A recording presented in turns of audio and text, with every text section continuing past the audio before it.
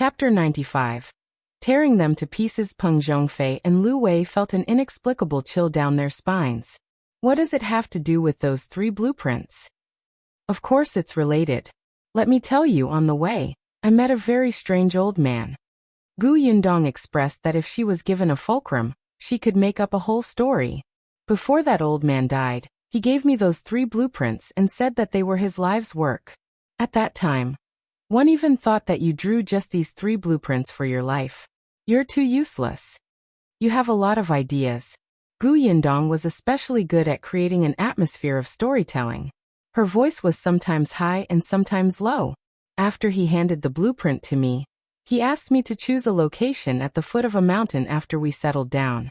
According to the blueprint, we will build a green brick tiled house. Then, we will reserve a room for him there. We will offer him 3 incense sticks every morning and night.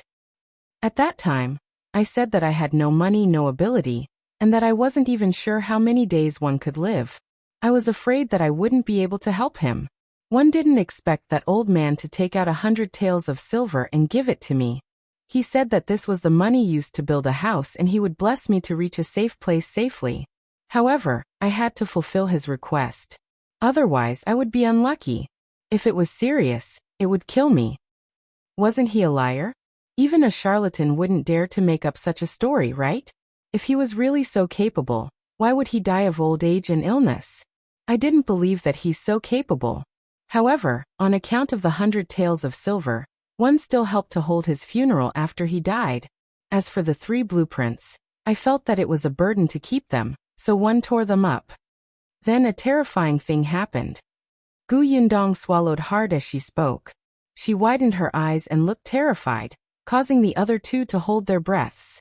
Gu Yundong said, "After tearing the blueprints, I didn't take them seriously. In the end, at night, when we took out the blanket from the basket and were about to rest, we realized that the 3 blueprints had appeared in front of me." Hiss, Lu Wei gasped. "Really? Of course it's true. I was scared to death at that time. It was as if I had seen a ghost. In a panic, I tore it apart again, but in the blink of an eye, they appeared intact again. Moreover, that night, one fell while walking. One choked on my food and water. One even encountered bandits who wanted to kill me. I almost lost my life. It was as if all the unfortunate things happened that day." When Gu Yundong mentioned this, she still looked like she had lingering fears. At that time, I felt that what the old man said might be true. I didn't dare to be disrespectful, so I kept the blueprint well. In the end, one really survived with my mother and younger siblings. So when one arrived at Yongfu village, I immediately chose a land with a backing and built a house. I didn't expect that the blueprint would be taken away by young Master Peng this morning. I panicked. Young Master Peng is the precious young master of our county's Peng family. If something happened because of me, wouldn't I be unable to absolve myself of the blame, even if I died 1,000 times? One rushed over. One thought that before the situation was too serious, one would quickly explain it to young Master Peng. Peng Zhongfei and Lu Wei felt like they were listening to a heavenly book. Their faces were filled with disbelief. However, people nowadays were still very respectful of ghosts and deities, especially when Gu Yundong said it in a terrifying manner, as if it really happened. However, it was not as if she could say whatever she wanted. Peng Zhongfei snorted. "Don't tell me you're making up a story. Who knows if it's true? That's simple. If young Master Peng doesn't believe me, you can take out that blueprint and tear one to see if it will appear intact again." Peng Zhongfei frowned. He gritted his teeth and really took out the blueprint. Then, in front of Lu Wei and Gu Yundong, he tore it into pieces, the kind that could not even be pieced together. Gu Yundong lowered his head and smiled. Chapter 96. It really appeared the fragments fell to the ground. Peng Zhongfei and Lu Wei narrowed their eyes and stared at the ground. Their expressions were especially solemn, as if they wanted to watch helplessly as the fragments reassembled into a blueprint in front of them. However, there was no movement for a long time. Peng Zhongfei sneered. "As expected, you're lying. Have you thought about whether to break your hand or sew your mouth?" Gu Yundong frowned. "That's impossible. Let me take a look." As she spoke, she walked towards the 2 of them. When she walked behind Peng Zhongfei, she gently touched his back. That action was instantaneous. Not to mention Lu Wei, even Peng Zhongfei himself did not notice it at all. Gu Yundong looked at the fragments of the blueprint on the ground. When she met Peng Zhongfei's gloomy expression, she suddenly shivered. She seemed to have thought of something, and clapped her hands. Oh right, I remember now. After one tore the blueprint appeared elsewhere. Why don't we look in the room? Peng Zhongfei suddenly turned around and stretched out his hand, almost hitting her eyes. You still want to stall for time and play tricks, right? Before he could finish speaking, Lu Wei, who was standing beside him, suddenly took a big step back and knocked over 2 round stools by his feet, making a dull sound. Peng Zhongfei frowned and turned to look at him. He saw Lu Wei staring at his back in shock. The blueprint has indeed appeared. Where? Peng Zhongfei panicked for a moment, but he still forced himself to calm down. Lu Wei pointed at him. On your back. This was too strange. Lu Wei wiped his eyes forcefully, looking like he couldn't believe it. Impossible. Peng Zhongfei shook his head. His hand subconsciously reached back, but he stopped halfway. He swallowed his saliva and asked, Is it really on my back? Lu Wei nodded desperately. Peng Zhongfei instantly felt cold sweat on his body. After a pause, he closed his eyes and suddenly pulled the blueprint off his back. As soon as he saw the contents of the blueprint, Peng Zhongfei widened his eyes and sucked in a cold breath. He threw the blueprint away. Gu Yundong was quick-witted. Before the blueprint fell to the ground, she hurriedly grabbed it and exhaled softly. Then, she looked up at Peng Zhongfei and whispered, Young Master Peng, I'm not lying to you, right? Peng Zhongfei walked far away from the blueprint. He wanted to squeeze out a smile, but he could not. He couldn't help but mutter, Impossible. This must be a trick of yours. Impossible. Gu Yundong was very kind. Then why don't you tear another one? Get lost. What kind of stupid idea was that? Gu Yundong carefully placed the blueprint in her hand on the table and gently smoothed it out. Then she put her palms together and closed her eyes as she muttered, Don't blame anyone. Grandpa, young Master Peng didn't do it on purpose. Don't blame him. After all, this matter is too strange.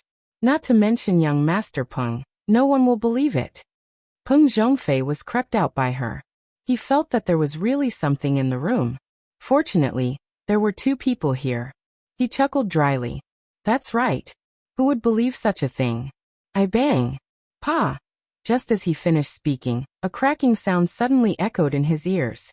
Other than Gu Yundong, Peng Zhongfei and Lu Wei were so shocked that they almost jumped up. Their expressions changed instantly. Chapter 97. Maybe the wind is too strong. The 2 of them slowly turned their heads with some difficulty, and looked at the place where the sound had come from. There was a shelf there. There was originally a half-meter tall vase on it. At this moment, the vase fell to the ground and shattered without any warning. Just like the blueprint that Peng Zhongfei had torn off just now, it turned into pieces. Peng Zhongfei swallowed his saliva and did not dare to go forward. On the other hand, Gu Yundong walked to the vase in a few steps. She glanced at the broken vase, the flowers on the ground, and the water. She looked up at the 2 of them and said, Actually, perhaps the wind was a little strong just now. The vase was blown over, so it shattered. It might not be related to the blueprint. Their gazes immediately shifted to her, and their expressions said, Even if you want to find an excuse, you have to find something decent, okay? Not to mention that the door of this room was closed, and there was no wind at all. Even if there was, could it blow down such a heavy vase? There was still water inside. It was not low in weight at all, okay?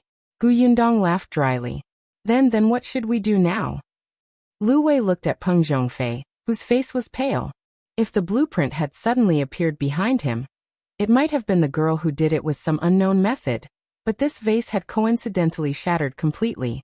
It was too strange. The 3 of them stood far away. There was no wind, and the ground did not shake, unless there was a ghost. Lu Wei couldn't help but shiver. He regretted staying behind to watch the drama. Would the old man think that he was in cahoots with Peng Zhongfei? In all honesty, he was a good person. Thinking of this, Lu Wei could not help but take a small step back. Peng Zhongfei was flustered and did not notice his small actions. His footsteps were a little slow and trembling as he moved towards the vase. Gu Yundong turned his body slightly to make way for him.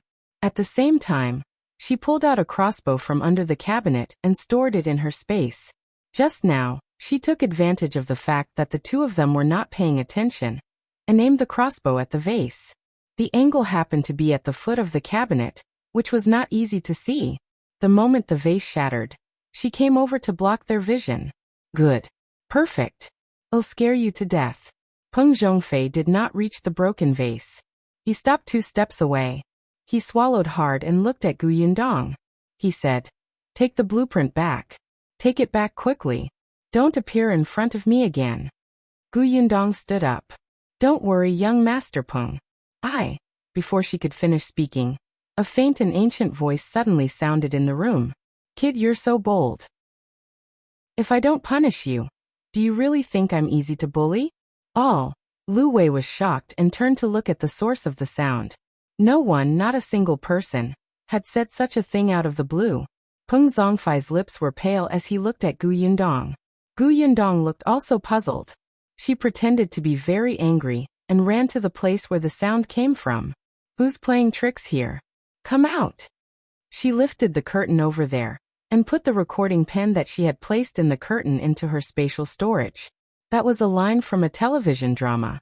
After separating from Shao Qingyuan, she had found a place to secretly record it. There's no one." Gu Yundong turned her head and her voice was trembling. She looked at Peng Zhongfei as if she was about to cry. "I've never encountered such a situation before. I was just a little unlucky. There was no need to be so scary. I'm so afraid." Chapter 98. 200 Tales of Sincerity. Lu Wei expressed that he was also very afraid. Could he leave now? Just as he was thinking this, hurried footsteps came from outside, followed by Peng Zhongfei's voice. "Young master, bad news. Aunt Cui lost her footing and fell into the water." "What?" Peng Zhongfei quickly opened the door. "How is she?" "She was saved, but she was quite shocked." "That's good." Peng Zhongfei heaved a sigh of relief. The voice that had appeared out of nowhere echoed in his mind. "Punishment. Oh yes, it must be punishment." He hurriedly turned his head and looked at the blueprint that Gu Yundong had placed on the table. He trembled and apologized sincerely. "Great Immortal, it's my fault. One was wrong. I'll apologize to you. One deserved to die. I'm a bastard. I'm not a good person. I won't have a good ending for doing bad things." As he spoke, he slapped himself hard twice. "Great Immortal, one promised that one won't be greedy for the blueprints in the future, and won't destroy them. Moreover, this really isn't my fault. It's all because of him. He gave it to me. 111 deal with him later." With that, he looked at Gu Yundong. "Is this okay? I don't know either. In the past, one was unlucky when I tore up the blueprint. You even planned to let someone smash the house after it was built. The situation seems to be more serious than mine. One don't know if he will accept your apology," Gu Yundong said awkwardly. Just as she finished speaking, the servant outside the door said in a panic, "Young master, Black Wolf." Black Wolf suddenly foamed at the mouth and fell to the ground. The Black Wolf was a wolfhound raised by Peng Zhongfei. It usually ate raw meat and drank hot blood. It was raised very ferociously. Not to mention the people outside. Even many servants in the Peng residence were bitten until they bled. However, Peng Zhongfei liked it very much. He felt that this dog had a wolf's nature. He often trained it to bite living creatures, including humans. Now this dog died an inexplicable death. No, how could it be inexplicable? Peng Zhongfei knelt on the ground this time. He was so frightened that his voice trembled. "Great Immortal, please spare me. I was blind to not recognize you. One was wrong. Give me a chance. 111 offer you 3 incense sticks in the morning and night. 111 buy you the best tribute. How about this? I'll pay for your house. Please spare me this time." Gu Yundong's eyes flickered. He was finally getting to the point. "Young Master Peng, don't be like this. Actually, Grandpa is not a bad person.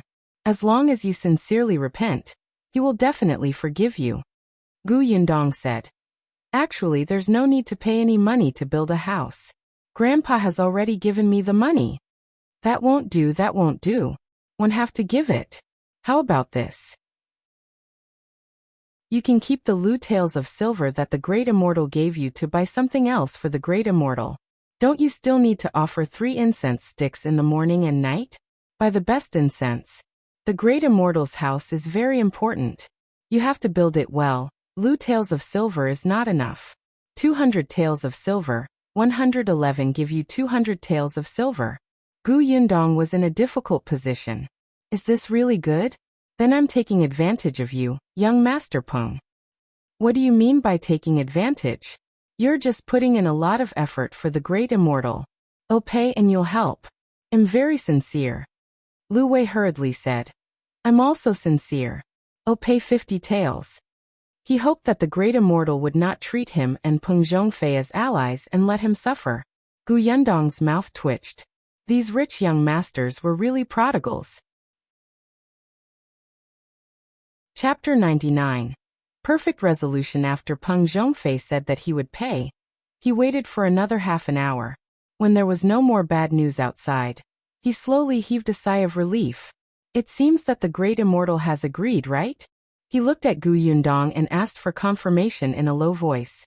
Gu Yundong thought about it and nodded uncertainly. Probably. As soon as she finished speaking, another voice sounded in the room. This time, it was different from the previous time. It was a voice that was difficult to tell if it was male or female. At least you know what's good for you. In the future, you're not allowed to cause trouble for the Gu family. You're not allowed to say a word about what happened today. Yes, yes, yes. Peng Zhongfei and Lu Wei nodded repeatedly. Gu Yundong took the opportunity when they were not paying attention to retract the recording pen. She had recorded this herself, using a voice changer app on her phone. After all, this sentence mentioned the Gu family, so she could not record it from the television drama. However, it was precisely because of the completely different voice from before that the fear in Peng Zhongfei and the other man's hearts intensified. He turned around and went to the inner room. After a while he took out 2 banknotes, both of which were 100 denominations. There you go. Gu Yundong took the money guiltily. Young Master Peng, don't worry too much. At most, you'll be unlucky a few times. Look, I'm fine. Then I'll leave first. Take care. Gu Yundong put away the drawings on the table and turned to leave the Qingyuan manor. She had drawn this blueprint earlier and placed it in her spatial storage. After she handed the first blueprint to Feng Danning, she would sometimes think of places that needed to be modified and added, so she drew a new one. She planned to give it to Feng Danning in 2 days. In fact, there were only some small details that were different. There were not many changes. However, Peng Zhongfei had not studied it carefully. How could he tell the difference between the torn blueprint and the new one? In any case, he was scared out of his wits. Gu Yundong laughed. As soon as he went out, Changfu welcomed him. Gu Yundong glanced at him. Let's go. After taking back the blueprint, she did not have to worry about Peng Zhongfei's revenge, and even earned 200 taels of silver. Yes, perfect. No, everything would be fine after the last thing. Changfu saw that she was in a good mood and had the blueprint in her hand. She actually took it back. He wondered what she had done. As soon as the 2 of them left, Lu Wei also bade farewell. Peng Zhongfei was no longer in the mood to entertain him. He waved his hand and let him leave. Lu Wei did not leave immediately after leaving the Peng residence. He found an alley and stopped, waiting for Shao Qingyuan in the carriage. Peng Zhongfei paced around in frustration. Thinking of what had just happened, he still felt that something was in the room, so he went out to see his beloved dog. The servant hurriedly followed, but he was sent away by Peng Zhongfei to clean up the broken vase on the ground. He walked very quickly. However, not long after he walked out of the Qingyuan manor, a sack was suddenly thrown over his head. Then a series of punches and kicks landed on his body. Peng Zhongfei screamed in pain and could not resist at all. He waited until the other party was almost tired from fighting before stopping. Shao Qingyuan looked at the motionless person on the ground with an indifferent gaze. From afar, a servant heard the noise and rushed over. He took advantage of the chaos in the Peng residence and slipped away from the back door. Unexpectedly, not long after he walked out, he saw two people tugging at each other. Chapter 10. Dare to say such a thing? Shao Qingyuan frowned. Why were these two people here? What were they up to? He was not in a hurry to leave. He stood on the spot and listened. It was Hu Liang and Zhuangzi from Yongfu village. At this moment, the two of them lowered their voices and argued until their faces were red. They even fought. Hu Liang arrived at the county town a little late. After all, both Gu Yundong and Shao Qingyuan had taken a car over. When he arrived outside the Peng residence, he looked for the servant he knew. B0XO.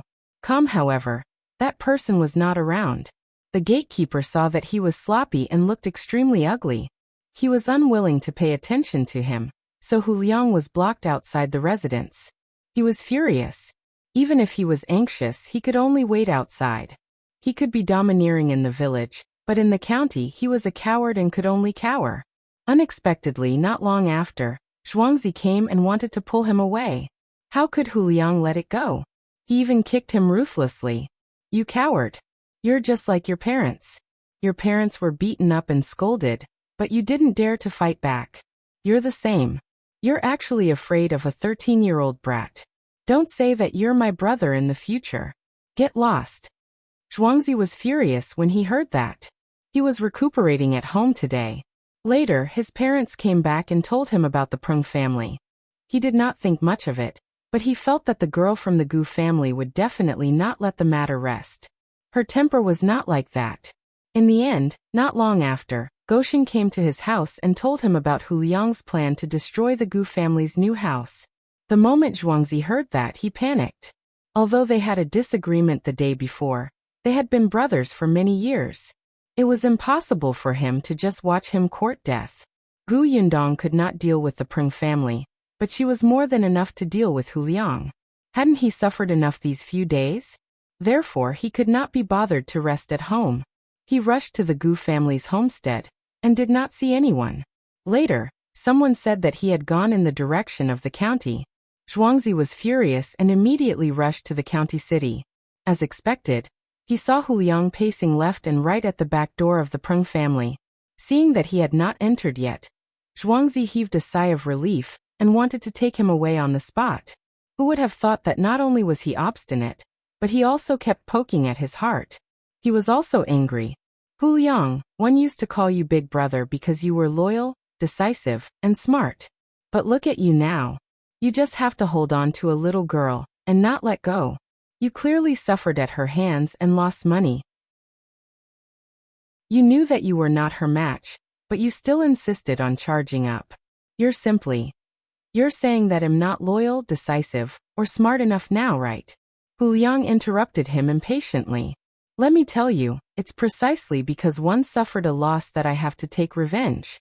This is a man's backbone. I'm different from your parents. They don't dare to make a sound when their house is destroyed. They only know how to cry when their family's land is snatched. Think if your sister is raped one day, your family will only obediently give her to the rapist. They won't even dare to let out a fart. Perhaps they have to thank the rapist for taking a fancy to her. Hu Liang. Zhuangzi's eyes widened. How dare you say such a thing? Why wouldn't one dare? Your family is so cowardly. Otherwise, why haven't you had any friends since you were young? If it weren't for the fact that I pity you, you wouldn't even be my underling. One don't want you as my underling anymore. In the future, you might have to rely on your sister who sells her body. Chapter 101. Thrown to the Peng residence, Zhuangzi punched him hard in the face. His eyes were bloodshot, and his gaze was filled with hatred.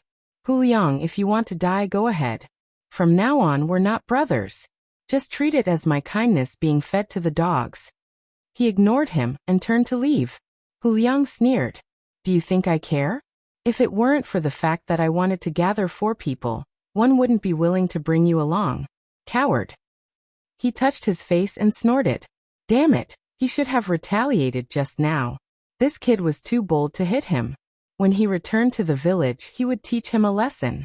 Although Shao Qingyuan did not hear everything, he knew that Hu Liang was here to cause trouble for Gu Yundong.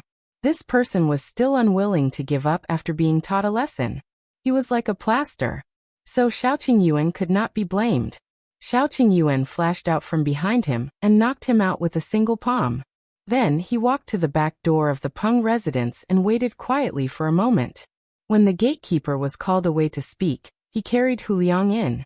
He directly threw the man behind a big tree outside Jinglan Manor and left the Peng residence silently. Lu Wei was still waiting for him in the alley. When he saw him coming over, he hurriedly lifted the curtain and let the guy come up. Before Shao Qingyuan could sit down, he couldn't wait to say, "Let me tell you one just..." Halfway through his sentence, he suddenly realized that he couldn't reveal what was happening in the Peng residence. Hence, the tip of his tongue turned and he immediately changed the topic. Let's go, let's go. Well, go up the mountain now. We agreed to fight roe deer and tigers." However, Shao Qingyuan said, "It's getting late today. Let's go another day." Another day? But I'm in a hurry. However, this timing was indeed a little inappropriate.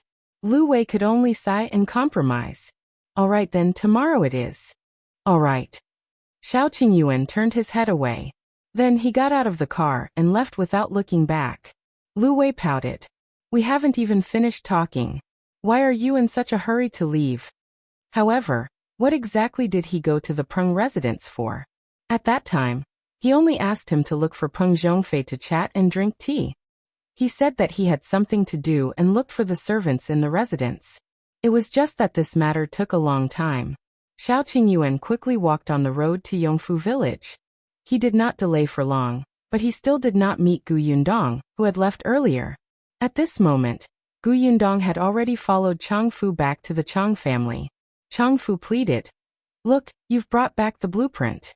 Can you give me the antidote now?" Gu Yundong gave him a white pill and Changfu swallowed it without a word. Gu Yundong ignored him. Changfu did not need her to teach him a lesson. Peng Zhongfei had suffered such a huge shock. Wouldn't he find trouble with this guy? Hence, she turned around and said to Feng Danning, "The matter has been resolved. It's rare for me to come to the county city. One want to buy something. Do you want to go back first?" With the 250 taels of silver that Peng Zhongfei and Lu Wei had given her, she was a rich person now. She could buy many items that were not in the plan. "There's no hurry. What do you want to buy? One can help you carry it." Feng Danning really admired Gu Yundong. At such a young age, she was robbed by the overlord young master of the Peng family. It actually took less than 4 hours for her to bring it back, and she was completely fine. Feng Danning felt that he could not do it. He suddenly felt that all these years had been in vain. Gu Yundong thought for a moment. After all, Feng Danning was more familiar with this county than her. She nodded. "All right, let's go." Chapter 102. Buying a carriage. Gu Yundong first brought Feng Danning for lunch. It was the best restaurant in the county, Yuexiang Restaurant. Feng Danning only knew that the food in this restaurant was good, but he had never been willing to come in to eat. He did not expect to take advantage of Yundong and taste the food at Yuexiang Restaurant. It was delicious, but it was too expensive and the portion was small. Just a palm-sized dish cost 30 copper coins. Feng Danning felt sorry for Gu Yundong's money. However, this girl was very generous. After eating, she asked Feng Danning to bring her to the market. She wanted to buy a carriage. "You want to buy a carriage?" Feng Danning was surprised. This Gu girl who had escaped from the wilderness was indeed more capable than he had imagined. He thought that it would be good enough if she could take out 100 taels of silver to build a house. He did not expect that she still had the money to buy a carriage. Gu Yundong nodded. "It's convenient to buy a carriage. If we hadn't taken someone else's mule cart into the city today, we wouldn't know how much time we would have wasted. Moreover, my sister-in-law is still young. With a carriage, we can bring them to the city to play." Gu Yunshu and Gu Yunke rarely had the chance to go out and play. In the past, when they were in the Gu family, Gu Yunshu was probably the only one who had gone to town. Later, they were on the way to escape. This time they went far, but they did not have the leisure to stop and take a good look. Now that she had settled down, she had money on hand and could send Yunshu to school. In the future, she would bring them out to play whenever there was a festival. If you want to buy horses, you have to go to the market on East Street, which specializes in selling livestock. It's just that it's already past noon. One don't know if there are any good horses. Gu Yundong nodded. Then let's go to the market in East Street to take a look. If we can't find anything good today, we'll come back another day. Feng Danning laughed and led her to East Street. After noon, the market was not as lively. Feng Danning knew someone here. He was a smart kid who looked after the place. He directly brought them to the innermost part of the market. Uncle Feng, you're lucky today. Just now, the broker from the Wan family brokerage brought 3 or 4 horses over. I've seen them. They're better than the ones sold this morning. Feng Danning perked up. Really? Hurry up and bring us to take a look. The horses were indeed good horses, but they were also not cheap. Gu Yundong was not very good at checking horses, but Feng Danning had some experience. In addition, the kid beside him helped to bargain. In the end, he bought a strong brown-haired horse for 15 taels of silver. This horse was quite friendly to Gu Yundong, and she liked it. It was not old, so she decided that it was it. When the broker asked her if she wanted a carriage, she definitely did. However, there was no need for it to be too gorgeous. After all, she often went back and forth in the village. It was all dirt. In the end, Gu Yundong chose an ordinary-looking but sturdy carriage. She put on the horse rope and could leave.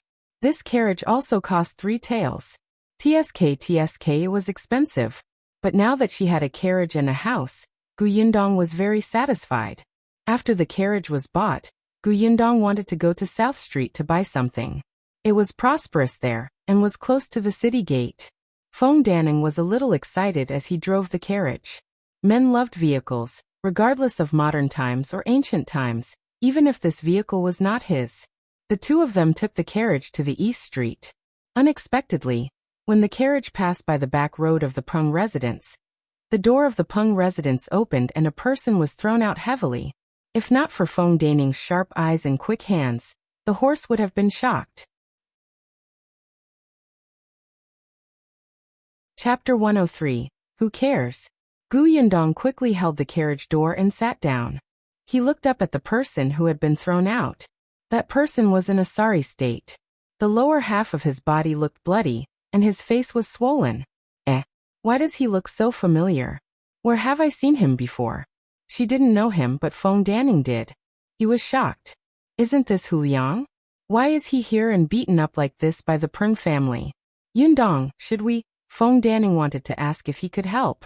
Although this rascal was quite hateful, they were from the same village after all. It was a little unreasonable for him to stand by and do nothing when he saw him like this.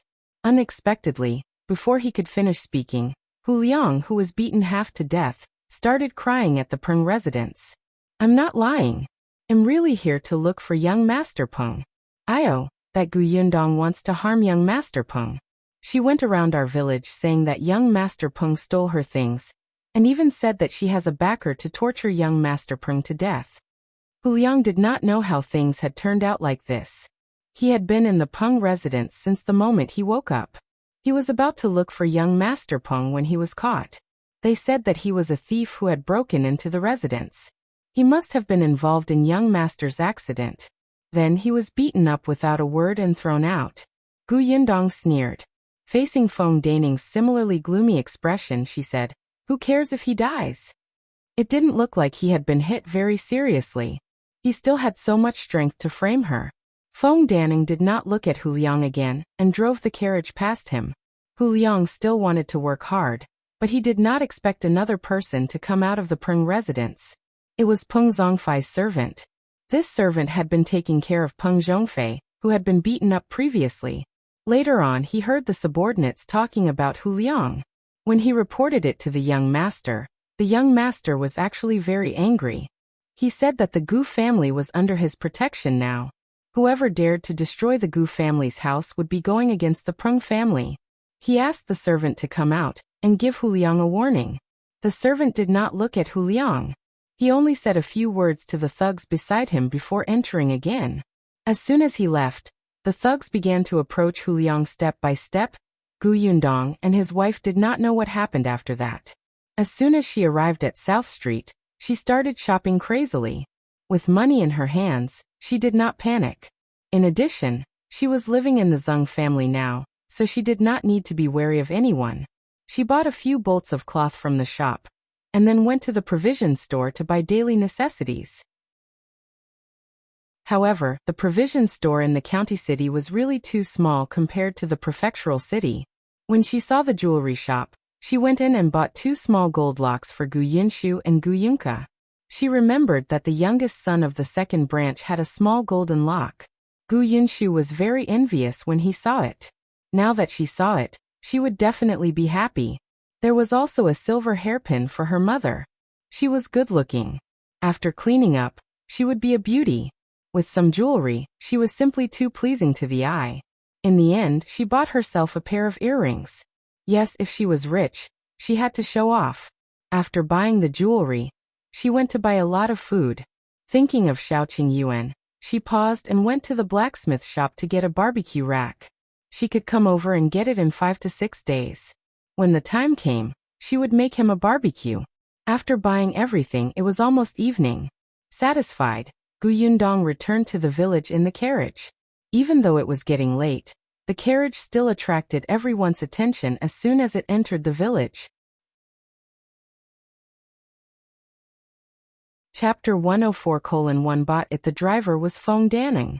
Many people in the village knew that Feng Danning had followed Gu Yundong to the Peng residence this morning.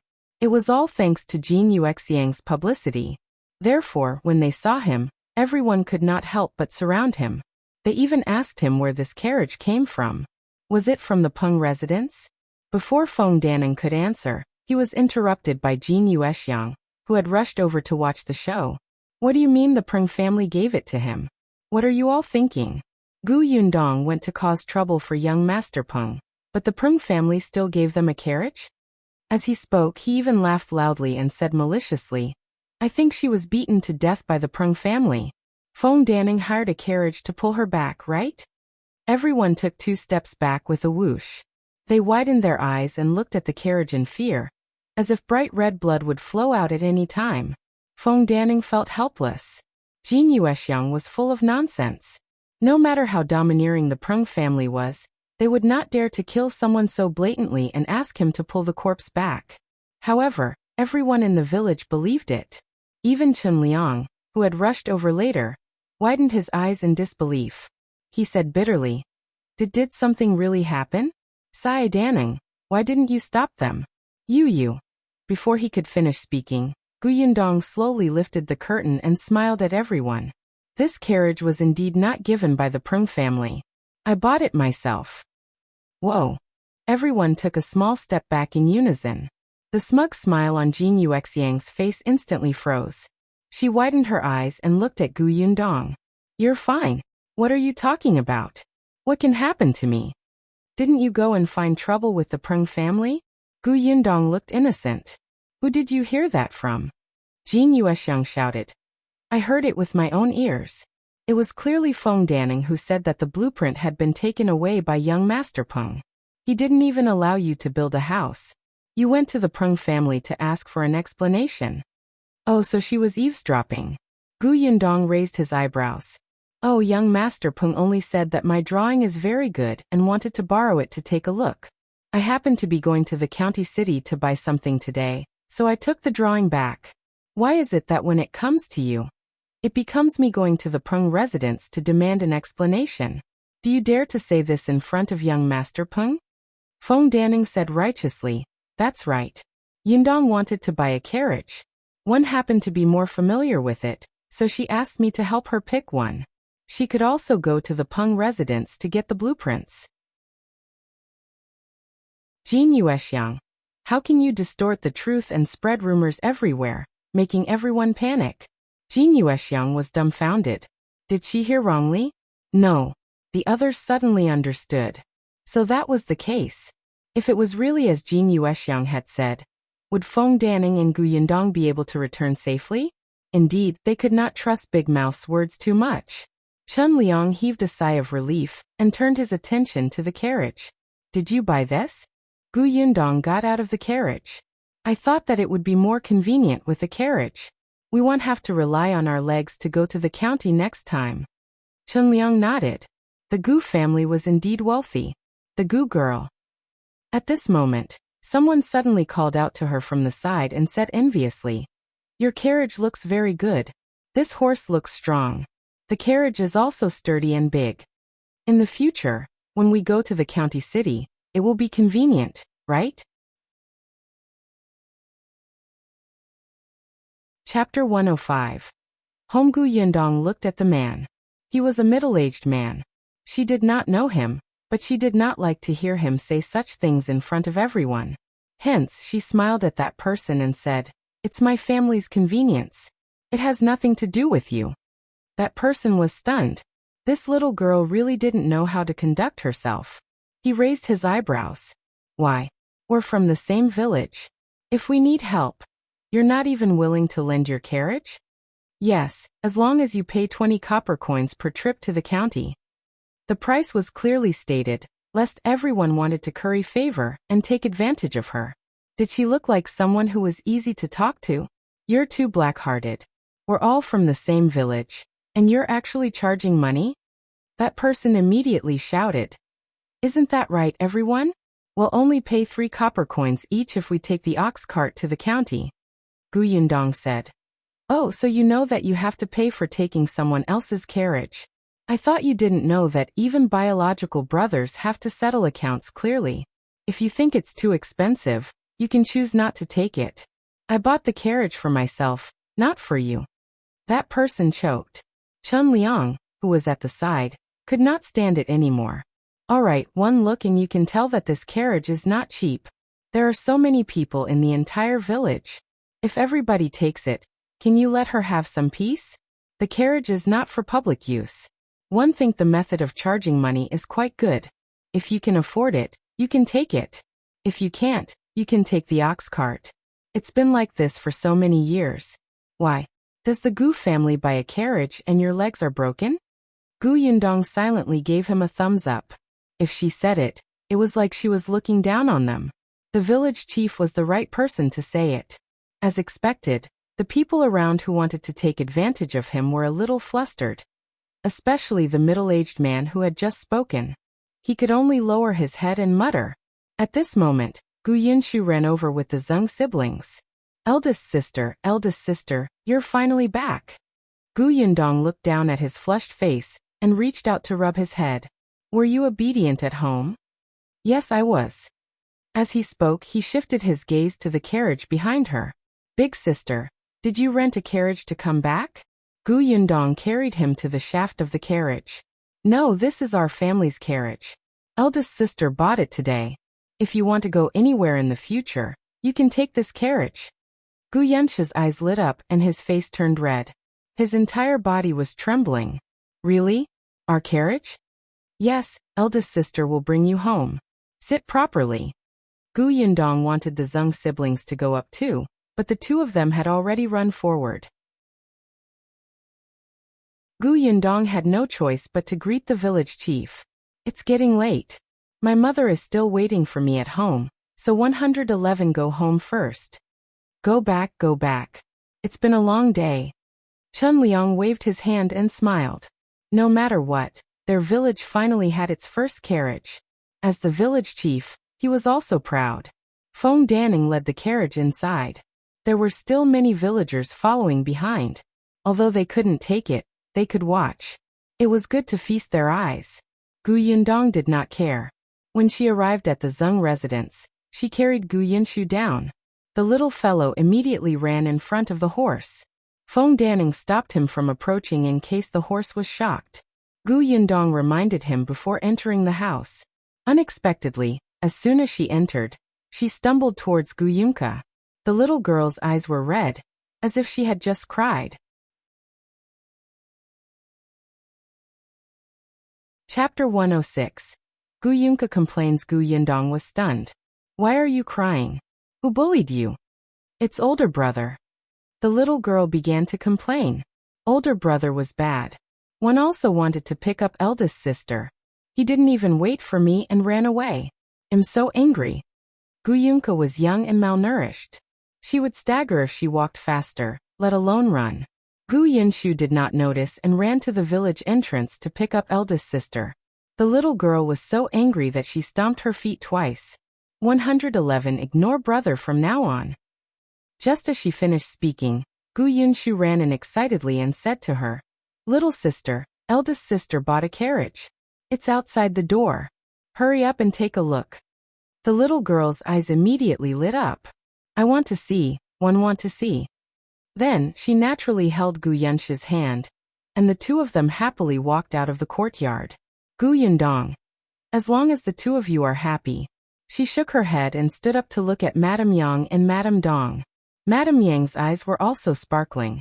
Gu Yundong laughed. If you want to see it, go and see it. But don't get too close to the horses, but. Madame Yang ran away. Only then did Dong Xiulan walk to her side and exhale softly. It's good that you're fine. Qingyuan came back earlier and said that your matter has been resolved. The Peng family won't find trouble with you. But I'm always worried about you not coming back. Auntie Dong, don't worry. If one was not confident that I could solve the problem, one wouldn't have rushed forward rashly. Gu Yundong quite liked Dong Xiulan. You said that Shao Qingyuan is back. Is he next door?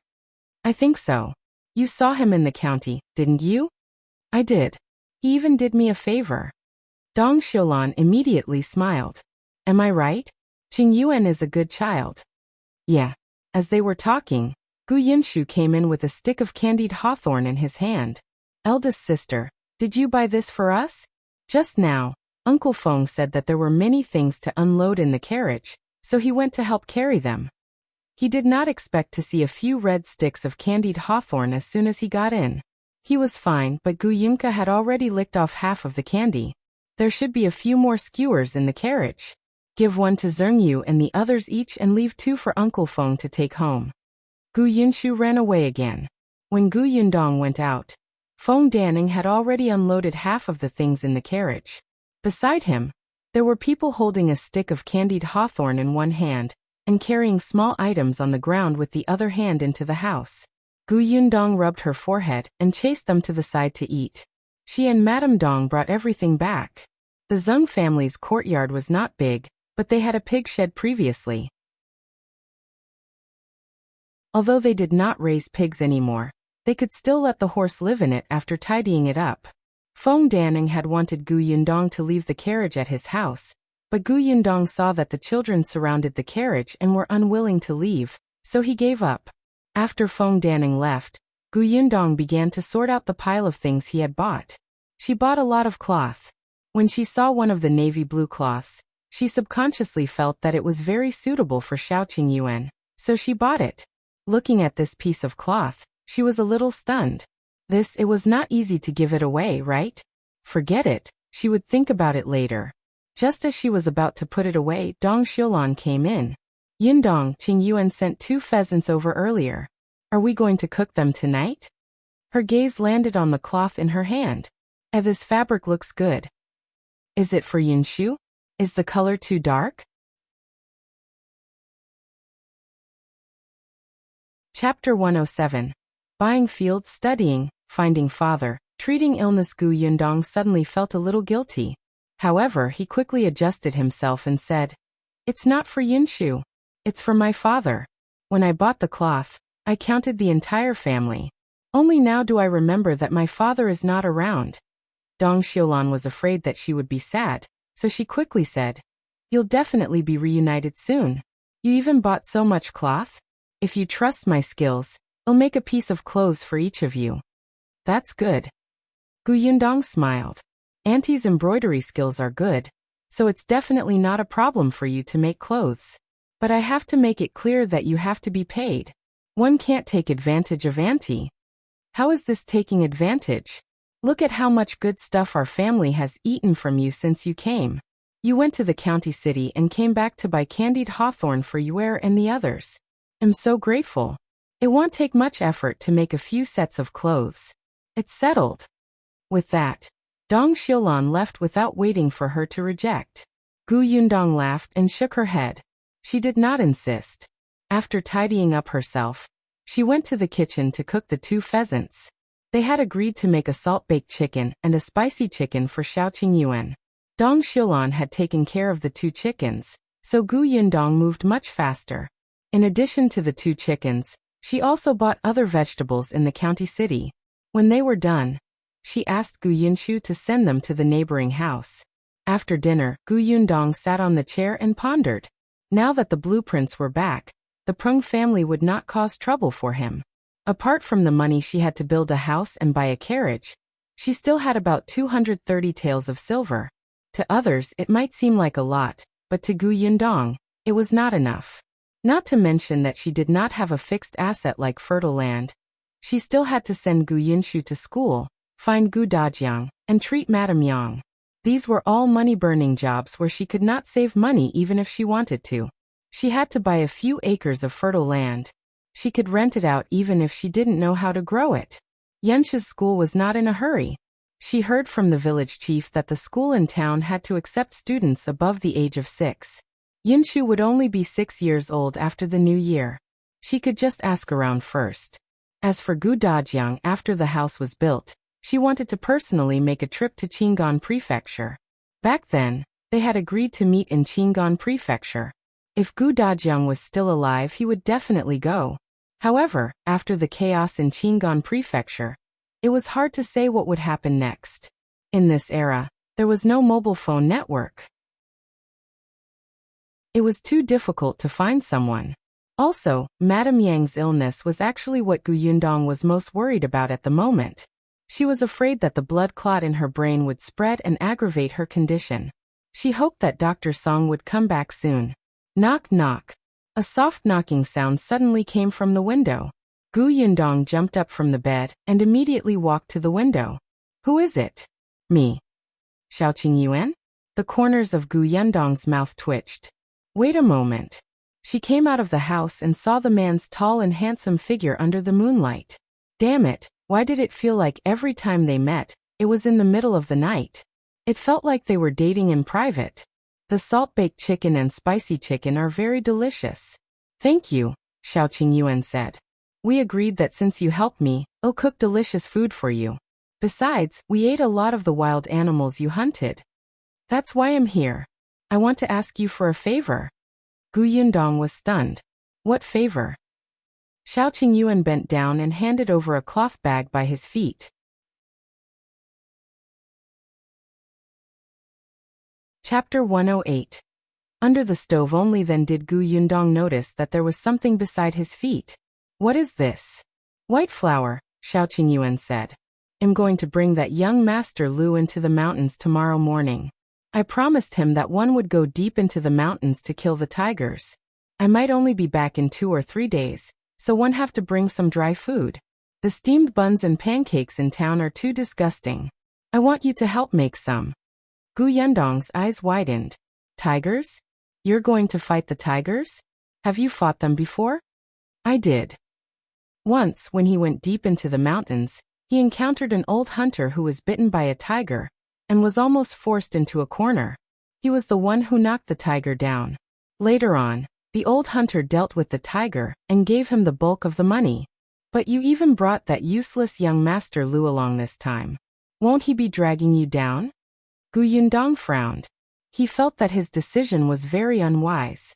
If he wanted to fight the tiger, it would be easier for him to escape if he encountered danger in the mountains alone. But with such a rich young master, Gu Yundong had a feeling that they were courting death. Shao Qingyuan said, he insisted on following. What a prodigal son who wants to drag others down with him. Gu Yundong regretted that she had only received 50 taels of silver in the day. One think it's better for you to knock him out and throw him into a tree. That's what one planned to do. Gu Yundong was speechless. She could not help but laugh. Seeing that he had already made up his mind, Gu Yundong could not say anything. She took the white flour bag. Wait a moment. 111 make pancakes for you now. In this weather, it won't be a problem to keep them for 2 or 3 days. Later, you can make them hot and eat them. By the way, can you eat spicy food? I'll make you some hot sauce. I'll warm you up. Shao Qingyuan couldn't help but smile when he saw her turn around and return to the kitchen. Okay. Gu Yundong's movements were very light. Madame Dong and the rest were sound asleep and were a distance away from the kitchen. Once the door was closed, most of the sound was cut off. Although Shao Qingyuan's culinary skills were not good, he could still start a fire. One of them stood in front of the stove while the other was sitting. The scene was indescribably harmonious. Gu Yundong kneaded the flour and asked about what happened during the day. You were the one who caused Aunt Chui to fall into the water and the dogs to foam at the mouth? Back then, she had asked him to create 2 chaos in the residence in half an hour. It would be best if it was closely related to Peng Zhongfei.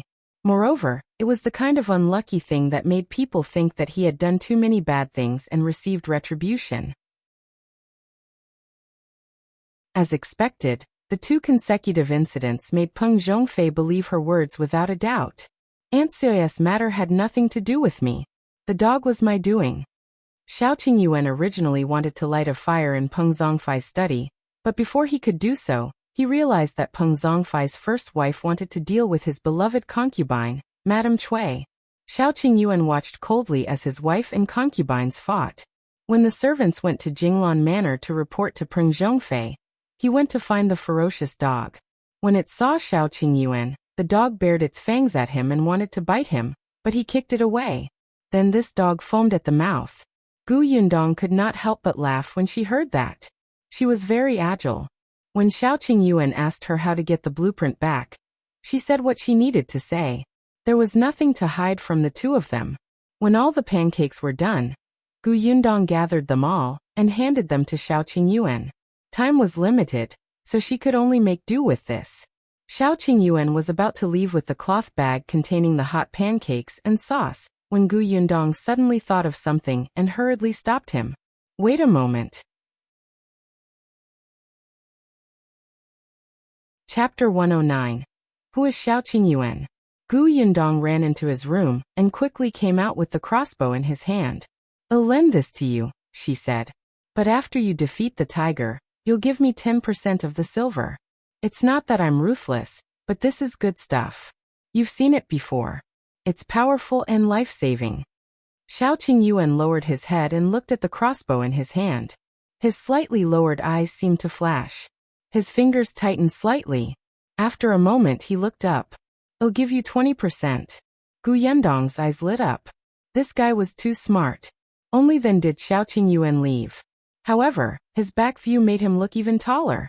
Gu Yundong then tidied up the kitchen and went to sleep. The next morning, the entire Yongfu village became noisy again. It wasn't farm time now, and most of the people were chatting outside. Hence, they saw the gorgeous carriage that had sped over early in the morning. Everyone at the village entrance stood up with a whoosh. What's going on? The Gu family bought a carriage yesterday. Who bought it today? As soon as someone finished speaking, he heard the servant driving the carriage ask, Brother, how do we get to Shao Qingyuan's house? Shao Qingyuan? Who is it? There's no such person in our village. Did you find the wrong person? The servant was dumbfounded. What? There was no such person? Isn't this Yongfu village? It's Yongfu village, but there's indeed no one called Shao Qingyuan. Tell me in detail what that person looks like. He might be from the neighboring village. I'll help you ask around. Why ask? Madame Zhou couldn't stand it anymore. She squeezed in with a washing basin and couldn't help but roll her eyes at the group of people. Then she said to the servant, Why are you looking for Shao Qingyuan? Don't tell me you're looking for trouble? The curtain of the carriage was lifted, revealing Lu Wei's face. He smiled and said to Madame Zhou, I'm looking for him to help me. He's from this village, right? Someone beside him recognized him. Wasn't this the young master behind Madame Fang and her daughter that day? The discussions at the side made Madame Zhou understand. It seemed that they were not looking for trouble. She heaved a sigh of relief and pointed to the left. Shao Qingyuan's house is at the foot of the mountain over there. Go over, and you'll see a house under construction. Just go a little further. A villager exclaimed. Isn't that the home of a wolf cub? A wolf cub. That's right, the wolf cub seemed to be called Shao Qing something. This was a habit, and they almost forgot his original name. Lu Wei thanked him and asked the servant to drive the carriage to the Shao family. When everyone saw him leave, they followed behind curiously. Not long after, Lu Wei entered the Shao family's house. The villagers who had followed him here were a little far from his house. They only dared to stand at the entrance of the Zhou family's house and discuss. Shao Qingyuan had been waiting for him since a long time ago. Everything that needed to be prepared had been prepared. When Lu Wei arrived, he didn't even drink any water before he was called into the mountain. Have you brought everything? We have to stay in the mountain for at least 2 days. When Luan, the servant beside him, heard that he would be staying for a few more days, he immediately could not take it anymore. Young master, why you're not coming back on the same day? Don't be silly. We have to go deep into the mountains to hunt tigers. How can we come back in a day? All right, stay in the Shao family obediently and wait for me to come back. Help Shao Qingyuan guard the house. Be smart. When Brother Zhou needs help in the room, help him. Don't put on airs. Luan was about to cry, but he could not stop the young master at all. No wonder the young master did not even bring the coachman when he went out in the morning, and only let him drive the carriage. Luan wanted to cry but had no tears. He could only watch as the two of them walked further and further away. When Madame Fang and her daughter rushed over after receiving the news, the eldest young master of the Liu family was nowhere to be seen.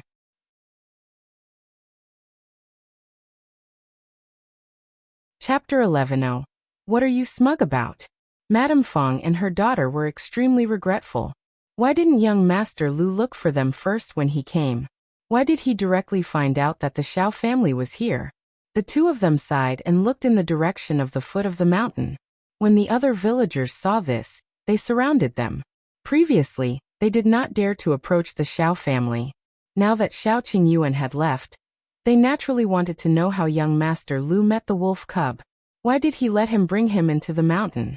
Speaking of this, Madame Fang and her daughter were a little smug. Madame Fang smiled and said, "It's all thanks to our Yulan that wolf cub knows young Master Liu.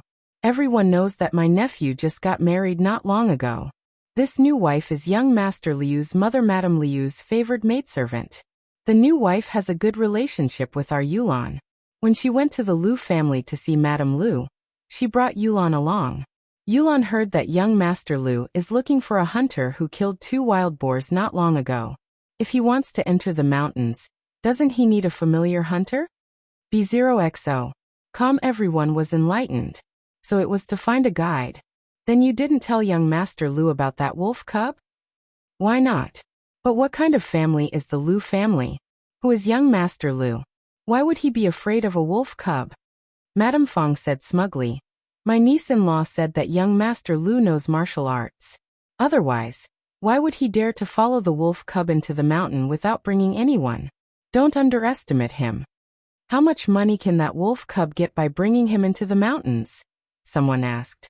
Madame Fang really didn't know about this, but it didn't stop her from thinking.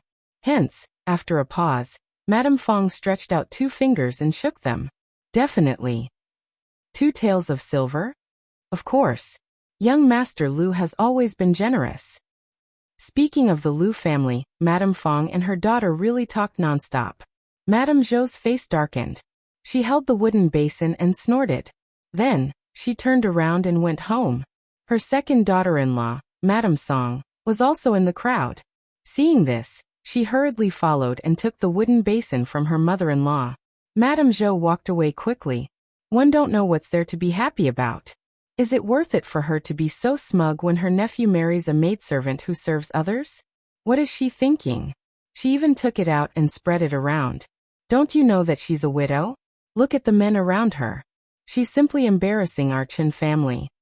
Mother, don't be angry. Second aunt said that after Sister Yulan marries into the Wu family, she will also go to town. We won't see her a lot in the future. Madame Zhou sneered.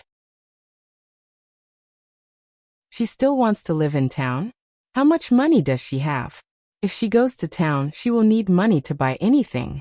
She might have to borrow from us again. If she borrows it, she won't return it. Besides, look at how petty she was just now. Is young Master Liu being generous by giving him 2 taels of silver? Even the Gu family's Yundong is. She instantly stopped talking. It was not good to say this outside, and it would not be good for others to hear it. However, when she thought of Madame Fang's expression, Madame Zhou felt uncomfortable. The two of them entered the house one after another. Just as they entered, they saw Niu Dan rushing out. Madame Zhou couldn't even stop him. "Hey, where are you going so early in the morning?" Niu Dan was lucky.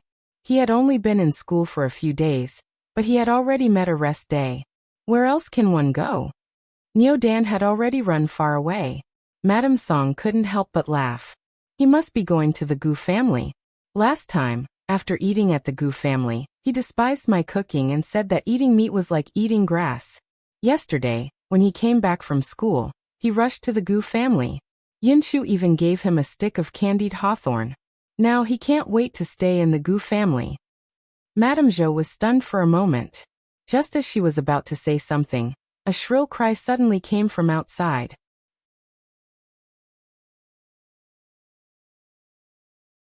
Chapter 111. Making the call. This voice suddenly became sharp, startling the mother-in-law and daughter-in-law who were talking. Madame Zhou quickly walked out. "What's going on? What happened?" Chunliang also came out of the inner room. The few of them came to the front yard and saw Qingyuan sitting on the ground crying. "Village chief, our Liangzi is in trouble. His legs were broken." Chunliang and the others were shocked. Before they could react, they saw Hu Liang being carried into the courtyard. Hu Liang looked terrible. The smell of blood on his body was extremely strong. His eyes were closed as he fell asleep. Chunliang quickly took a few steps forward. "What's going on? Who hit him?" Jin Yuexiang immediately pointed to a man who was being held by the Hu brothers. "That's him. Liangzi came back with him." That person struggled angrily, but did not break free. His face was ashen as he said, "You guys really don't know what's good for you. I was kind enough to send your son back, but you guys are blackmailing me. Bah, if I had known, I wouldn't have cared about your son's life." Jin Yuexiang got up and rushed over to grab the man's face. "What did you say? Say it again." Chunliang quickly called his wife and daughter-in-law to stop her. "What are you doing? He hasn't said it clearly. Why did you attack?" Then he looked at the man and asked, "What exactly happened?" The man snorted. "Uncle Chunliang, I'm Quan from the neighboring village. You should know my father, Jiang Fang. I've been working in the county city recently. This morning, one saw Hu Liang being thrown into the alley with blood all over him. One didn't know what happened, so one brought him back out of kindness. Who knew that when one sent him to the Hu family and wanted to leave, they would invite a doctor while entertain me hypocritically. After the doctor said that he couldn't keep his legs, the Hu family actually didn't let me leave. They even said that I beat Hu Liang up and asked me to compensate. I've never seen such a shameless person. If one had known, I wouldn't have cared about Hu Liang's life at all." Jin Yuexiang shouted, "If it wasn't for you, would you be so kind as to send him back? My Liangzi is so pitiful. Why did he meet such a heartless person like you? You're going to be struck by lightning." Quan gritted his teeth. "The one who's struck by lightning will be your Hu family. You raised a son who only knows how to steal. He deserves this outcome." "Village chief, you heard him. He's admitting that he did it." Madame Zhou and Madame Song could not help but roll their eyes. When did he admit it? Chunliang could not be bothered with her. He only asked Quan, "Then do you know who beat him up?" Quan immediately fell silent. Chunliang frowned. Seeing that Jin Yuexiang wanted to make a fuss again, he glared at her. "Go ahead, Quan." "When I've asked around." Quan hesitated for a moment before saying, "They said that Hu Liang's legs were broken by the people from the Peng family." As soon as he said this, everyone was stunned. Even Jin Yuexiang seemed to have choked. Quan did not mention this at all just now. He only said that they would naturally know when Hu Liang woke up. But how could it be the Peng family? The Peng family had no enmity with their family. What right did they have to break her son's legs? Jin Yuexiang was a person who bullied the weak and feared the strong. Quan was alone. Although she was sad and heartbroken that Liangzi had broken his legs, she still wanted him to compensate her under the instigation of her two sons. However, how would Jin Yuexiang dare to challenge the Peng family? It was at this moment that Gu Yundong entered the village chief's house.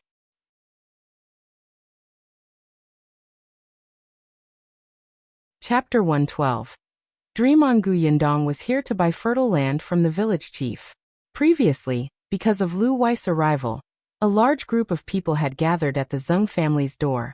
After Madame Fang and the others left, Niu Dan ran over to look for Yinshu to play with. She knew that Chen Liang was resting at home, so she asked where there was fertile land to sell.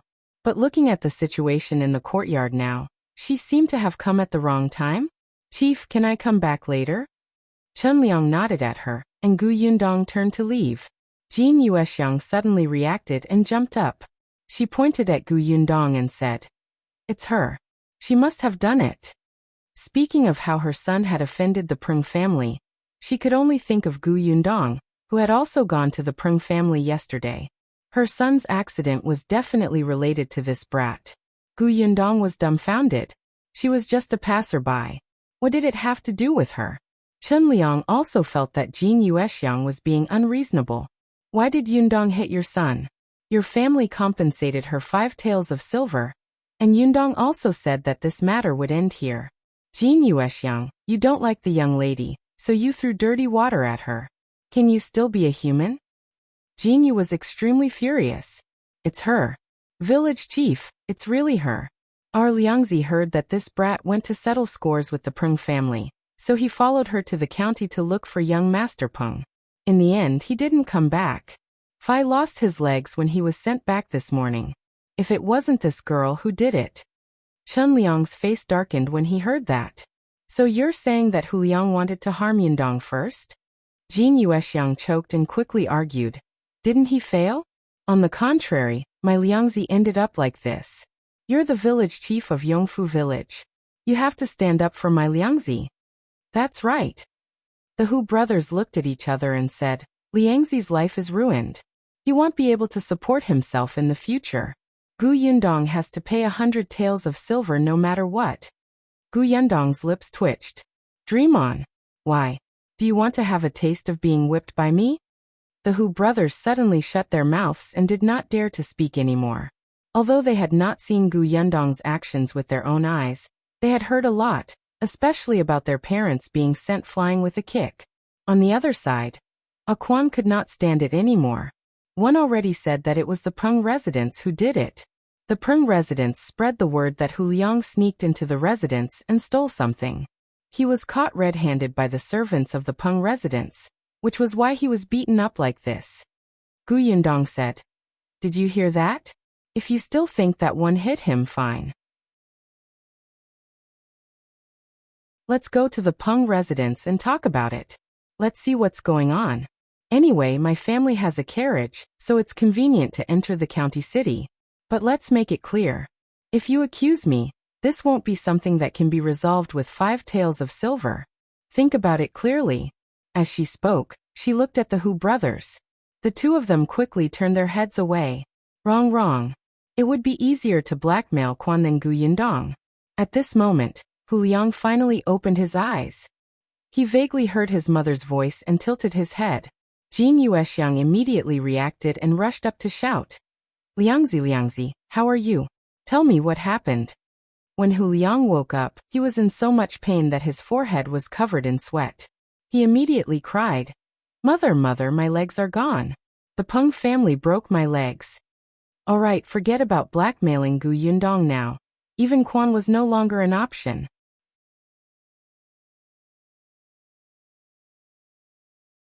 Chapter 113. Guilty. As soon as Hu Liang said that, the Hu brothers felt that they were in trouble, but what could they do? The village chief was watching from the side. Madame Zhou and Madame Song pursed their lips secretly. They were very tired of the Hu family.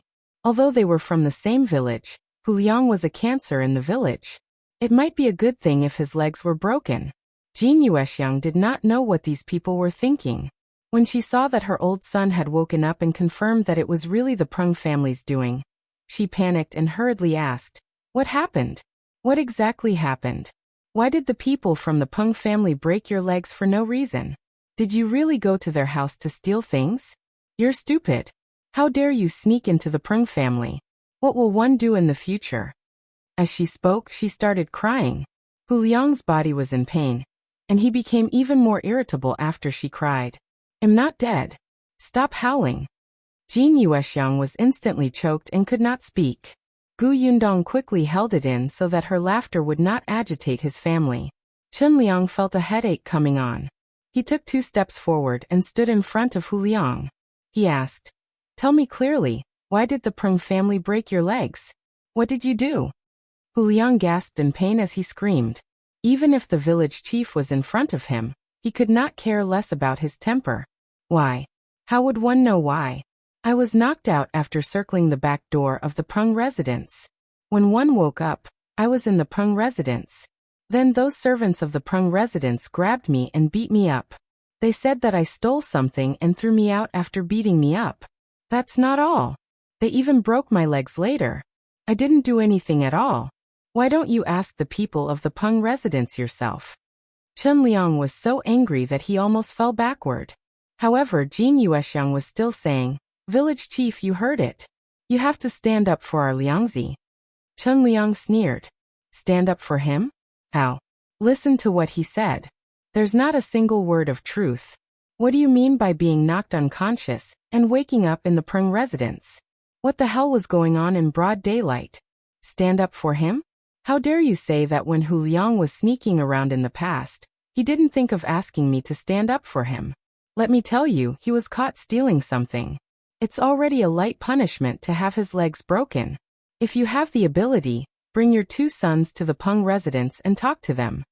Seeing that the village chief had pointed at them, the Hu brothers subconsciously took 2 steps back and said to Jin Yuexiang, "Mother, Liangzi is already like this. In the future, you and father can only rely on us. If the 2 of us offend the Peng family and are beaten up like this, how can our family survive? Besides, Liangzi is in the wrong. How am I in the wrong? Hu Liang was so agitated that he pulled at his wound. Before he could catch his breath, he fainted again. Chen Liang was impatient, especially when he saw the blood seeping out of Hu Liang's body again. He quickly waved his hand. "All right, quickly carry him back and find a doctor to treat him. Don't you know what kind of person Liangzi is? His brother is right. He was in the wrong in the first place. Why are you making a fuss?" Jin Yuexiang was frightened by her 2 sons' words. Although she doted on her old son, she was still the most important. Her old son was already in such a state. She couldn't possibly have nobody to rely on in the future, right? Moreover, she actually felt that Hu Liang was lying. He must have entered the Peng residence to steal something, and was caught red-handed. Since the village chief had already said so, he definitely did not intend to interfere. She could only let her 2 sons carry Hu Liang home.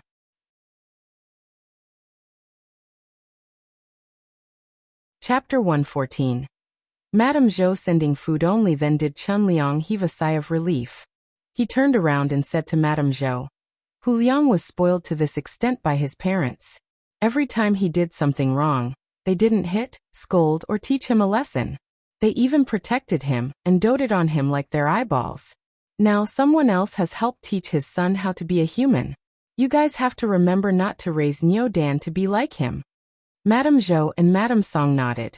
Seeing that the matter had been resolved, Quan said goodbye. Chen Liang expressed his apologies for delaying him. Quan was fine with it.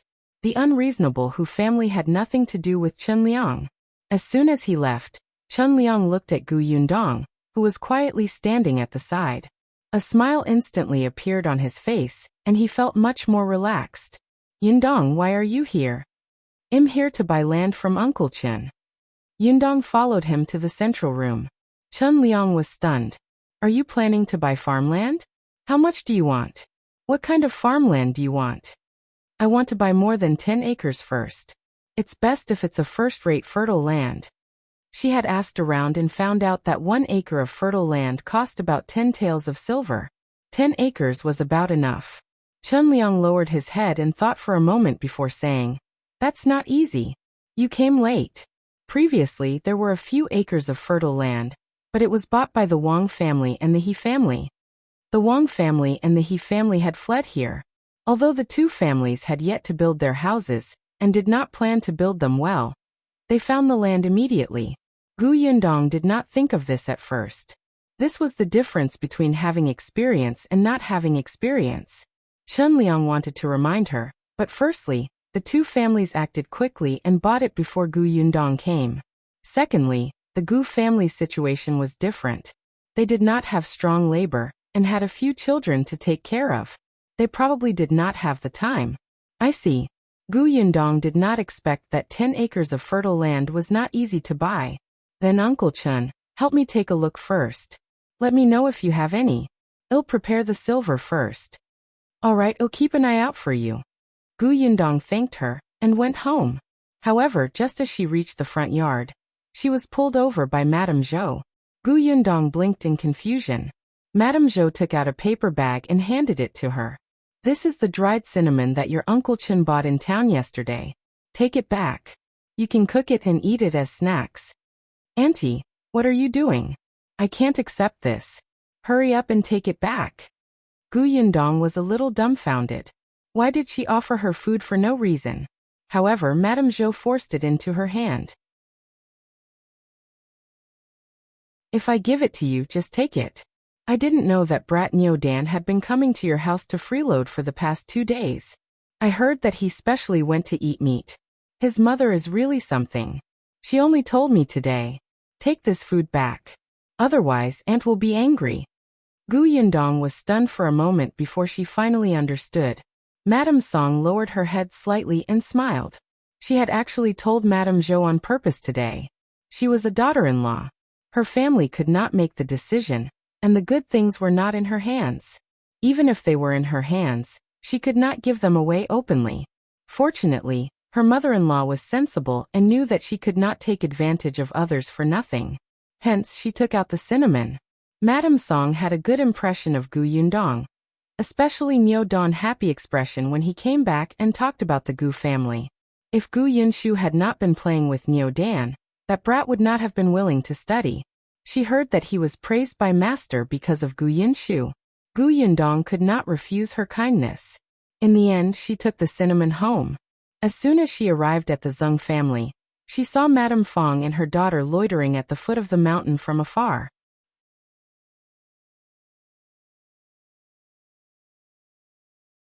Chapter 115. Dumbfounded Liu and Gu Yundong thought of the mother and daughter's enthusiasm for Lu Wei, and felt that it was a little painful to the eyes. Could this be a bad idea? She shook her head and turned to enter. As soon as she entered, she heard a commotion coming from the courtyard. She followed the sound and looked over. She saw Yunshu, Yunke, the Zhou siblings, and Niu Dan standing in front of the horse shed with a small handful of hay in their hands. Lu Wei's manservant, Liu An, stood at the side and made a fuss as he spoke. You can't feed it too much. It won't be able to eat. Hey Kiki, how many handfuls have you taken? Gu Yunke opened her round eyes and made a 3 gesture with her hand. I've only taken the second one. It's very hungry. Don't talk nonsense. If one didn't eat for the entire night, the next day, my stomach gurgles. Liu An vomited blood. You're a human, it's a horse. So you're bullying it? Gu Yunke was furious. Liu An held onto the pillar of the horse shed at the side. Why was it like this? Why was it like this? He only saw the little girl eating a piece of fragrant oil pancake in her hand, and was a little greedy. But why did he have to explain the key points of how to raise a horse to a group of children in the end? He was a page boy, not a groom, and definitely not a nanny. Gu Yundong wanted to laugh, especially after Gu Yunke said that. The other children all looked at Liu An accusingly. Niu Dan's words were even more shocking. I heard that those rich families don't treat horses as humans. You also said that they were horses. Of course, they couldn't be seen as humans. It's different for our family. They treat cows very well, and give them all the delicious food. Niu Dan's family had a cow that his father and grandfather treasured. The children nodded and felt that it made sense. Liu An was at a loss for words. How could he prove his love for horses? Gu Yundong coughed lightly and walked forward with a smile. Gu Yunke was still holding the dry grass in her hand. She waved it and ran over. Eldest sister, Liu An bullied our horse. Liu An was speechless. Was she not even going to call him brother now? He was inferior to a horse. Gu Yundong took the hay from her hand and put it aside. She said in a low voice, Liu An is right. Horses have very thin bellies, so they can't eat too much. She actually wanted to say stomach, but she was afraid that the children would not understand. When we feed the horses, it's best to cut the hay short, soak it soft or crush it so that the horses can eat happily. Just like Kiki, you can't eat cakes that are too hard and big, right? Yunke nodded, not fully understanding. Eldest sister is right. When you're free, you can even take the horse for a walk. Well, go now. Yunshu also threw away the hay. Eldest sister had said that the horse could not eat too much. Eldest sister was right. Yundong turned to look at Liu An. Thank you. Liu An's eyes widened. He really wasn't a nanny. However, when he thought of what his young master had said before he left, he resigned himself to his fate and left with the children. Then the other children in the village followed. That night, Shao, Qingyuan and Lu Wei didn't return. Madame Fang and her daughter waited at the foot of the mountain for a long time. In the end, they could only go home regretfully. However, the next day, the two of them persevered to the foot of the mountain again. This time, they knew how to cover up. They took the basket and pretended to pick wild vegetables. Yundong was still unaware of their actions. When he woke up the next day, it was already a little late. The Dong family had already gone out. She walked slowly to the courtyard. She did not expect to see Yunshu sitting alone in front of the horse shed with his chin on his hand, mumbling something.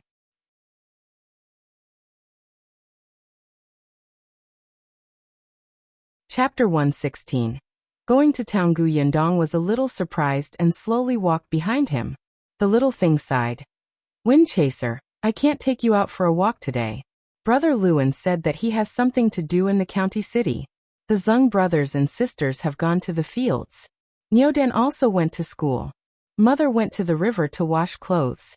I can't hold you alone, so I can only talk to you here. Wind Chaser was the name they gave the horse yesterday. At that time, Liu An gave them a bunch of names for the horse, but it was too complicated for the children to understand.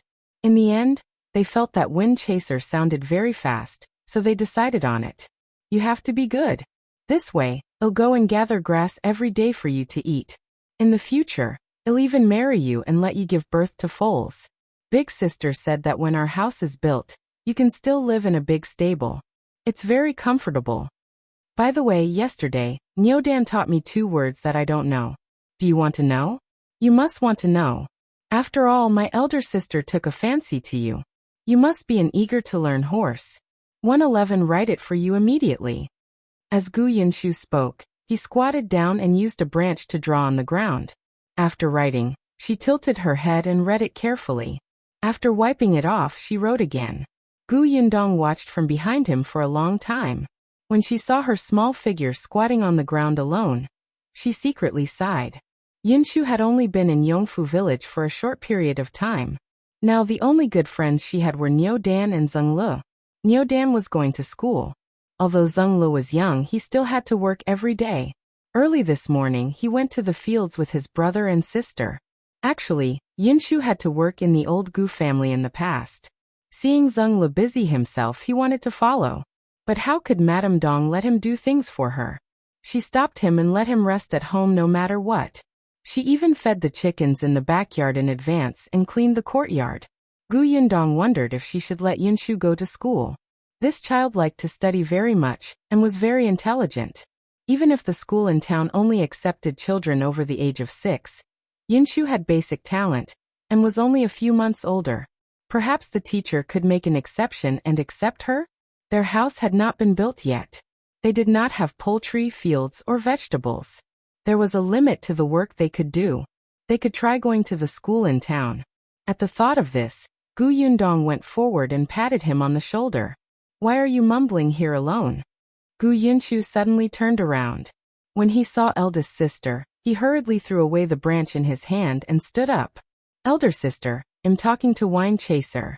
What are you saying? He said that Brother Liu An isn't around, so I can't take him out for a walk. Yundong smiled. What's the big deal? Well, go to town later. Isn't it just nice to take a walk? Yunshu's eyes lit up. To town? Us? Yes, we'll leave when Mother comes back. Where's Kiki? She's eating in the kitchen. Gu Yinshu sighed. Eldest sister, you really have to talk to her properly. If she continues to eat like this, she'll really become fat. She eats meat early in the morning. It's such a big bowl.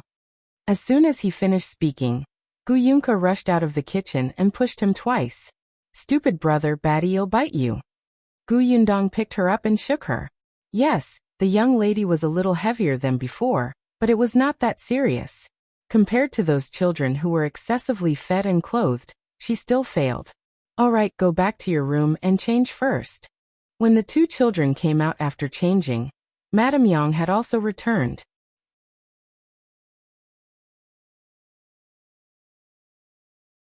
Chapter 117. 2 schools. After following Madame Dong to the river a few times, Madame Yang could go alone now. This was at the foot of the mountain. The laundry place was a little far from the other women in the village, so she would not meet many people. Madame Yang was also at ease. After drying her clothes, Madame Yang immediately went to change her clothes happily. The family set up the carriage. Gu Yundong asked Yunshu to inform Zheng Hu next door so that Madame Dong would not be anxious if she could not find them. Then, she got into the carriage and set off for town. Although they had all taken a carriage before, the carriage from before was rented. Now that it was their own, the feeling was definitely different. Along the way, other than Gu Yundong, who was driving the carriage outside, the other 3 were all excited. It took 2 hours to walk to town. It was much faster to take a carriage. They arrived in less than an hour. Although Gu Yundong had been to the county city a few times, it was her first time in town. This place was naturally not as prosperous as the county city, but it was also very lively. Gu Yundong first inquired about the place where the carriage could be stored. When she came out of the carriage, she also asked about the school in town. There were a total of 2 schools in town. One of them was where Niu Dan was. The teachers were a scholar in his 40s and his son. His son usually enlightened students who had just entered the school. The students of the scholar were slightly older. There was another school that was bigger than this first school. There were 2 scholars teaching. However, the difference was that this school accepted students based on money. Not to mention the problem of tuition, even the brush, ink, paper, and inkstone had to be bought by the school. Anyone who had brains would know that there would definitely be a lot of commission in between. Therefore, ordinary people could not afford to attend this school. Most of them were from families with good backgrounds in town. Gu Yundong had never considered a second school from the beginning. Even the teachers in this school were like this. The atmosphere was too bad. Hence, after asking for the address of the first school, she brought the 3 of them to the door. Yunshu didn't know at first. He just followed his sister and took a look at the town's environment. He only turned to look at Gu Yundong in surprise when he stood in front of a school called Wanemo Hall. Elder sister, why are we here? He remembered that Niu Dan went to school here. Gu Yundong squeezed his small hand. One brought you here to take a look. Why? You don't want to come? Gu Yinshu was stunned, but his watery eyes seemed to glow. He wanted to come. Of course he wanted to come. Niu Dan had told him a lot about the school. He didn't know how much he yearned for it, but his family was poor. He heard that all the money was spent on the house and the carriage. Studying cost a lot of money. He didn't want to add to his sister's burden. Gu Yinshu pursed his lips and made up his mind. Just as he was about to say that he did not want to come, he looked up and realized that his eldest sister had already gone forward to speak to the concierge. After a while, she came back and led them through the door. This place was not big. According to Niu Dan, they had 2 classes. One was a preparation class, and they were all children of his age. The other class was on the other side. Those students were all above the age of 10, and were prepared for the scientific examination. Gu Yundong led the 3 of them all the way there. They could hear the students from the preparation class reading. They could vaguely hear Niu Dan's voice mixed in. When they were about to reach the central room, they suddenly heard a stern voice coming from the corner. What did one tell you? Look at what you did. Did you listen to the master?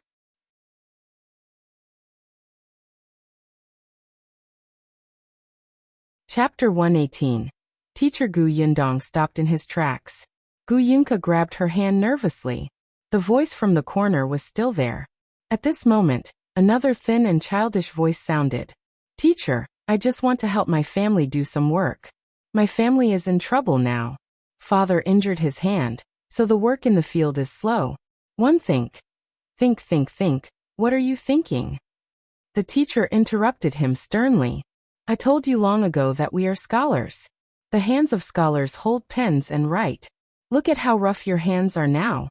If you use your hands to flip through books, you can cut the pages. Gu Yundong frowned. What was this guy saying? However, the master seemed to get angrier as he spoke. If your family is in trouble, won't other families be in trouble? If you lack money, you can borrow it from the master. Why are you going to the fields? If you want to help your family, you can go and copy books. Will the master stop you? The student lowered his voice even more. There are too many students copying books in town. My handwriting isn't good. The price given by the bookstore owner is too low. What's the reason for your poor handwriting? It's because you took your hands, which should have been holding a pen, to pick up a hoe. You're a scholar. A scholar should do his job. Have you completed the homework I set up every day? You still have the mood to go to the fields. It seems that you've read too little. Master, All right. I don't want to hear it from you. This matter will only happen once. There won't be a next time. Study hard and don't worry about anything else. You're very talented in studying. I believe that you'll definitely be able to pass the Tongxing exam next year. Alright, go back. The student did not say anything else and walked out with his head lowered. He did not seem to be in a good mood. The teacher also came out. When he saw Gu Yundong and his family, he was slightly stunned. Then his expression turned ugly. After the student left, he looked at the gatekeeper. What's going on? Who are they? Why are they brought here? Master, this family's surname is Gu. They want to send their children to school. The teacher glanced at them and quickly looked away. He frowned and said, Where are the men in the family? Didn't one tell you long ago that if there are women coming over, they will be brought to the madam's place? You ignored my words. If word gets out that this woman and I are alone in the same room, won't my reputation be ruined? Gu Yundong was speechless. She did not know if she should say anything. The gatekeeper hurriedly explained. This Miss Gu is the only one in the Gu family who can make decisions. Her father is not around. Madam left early in the morning, so I brought her in. The children of the Gu family know how to read, so old master can teach them. Since when is it your turn to tell old master what to do? So what if they know how to read? Even if they know how to read, you can't bring them to old master. Madam isn't here today, so let them come another day. With that, the teacher flicked his sleeves and turned to leave. He did not even speak to Gu Yundong and the others. The corners of Gu Yundong's mouth twitched violently. The gatekeeper was also depressed. He had only brought them in after receiving a few copper coins. He did not expect the old master to reprimand him. The smile on his face immediately disappeared. He said to the few of them in a low mood, You heard it too. Let's go. Come back another day. One told you long ago that the women are all entertained by the madam. Gu Yundong exhaled slowly. She held Gu Yong's hand and left. Madam Yang and Gu Yinshu hurriedly followed. Unexpectedly, as soon as they walked out of the door, two women came up to them. One of them looked a little familiar.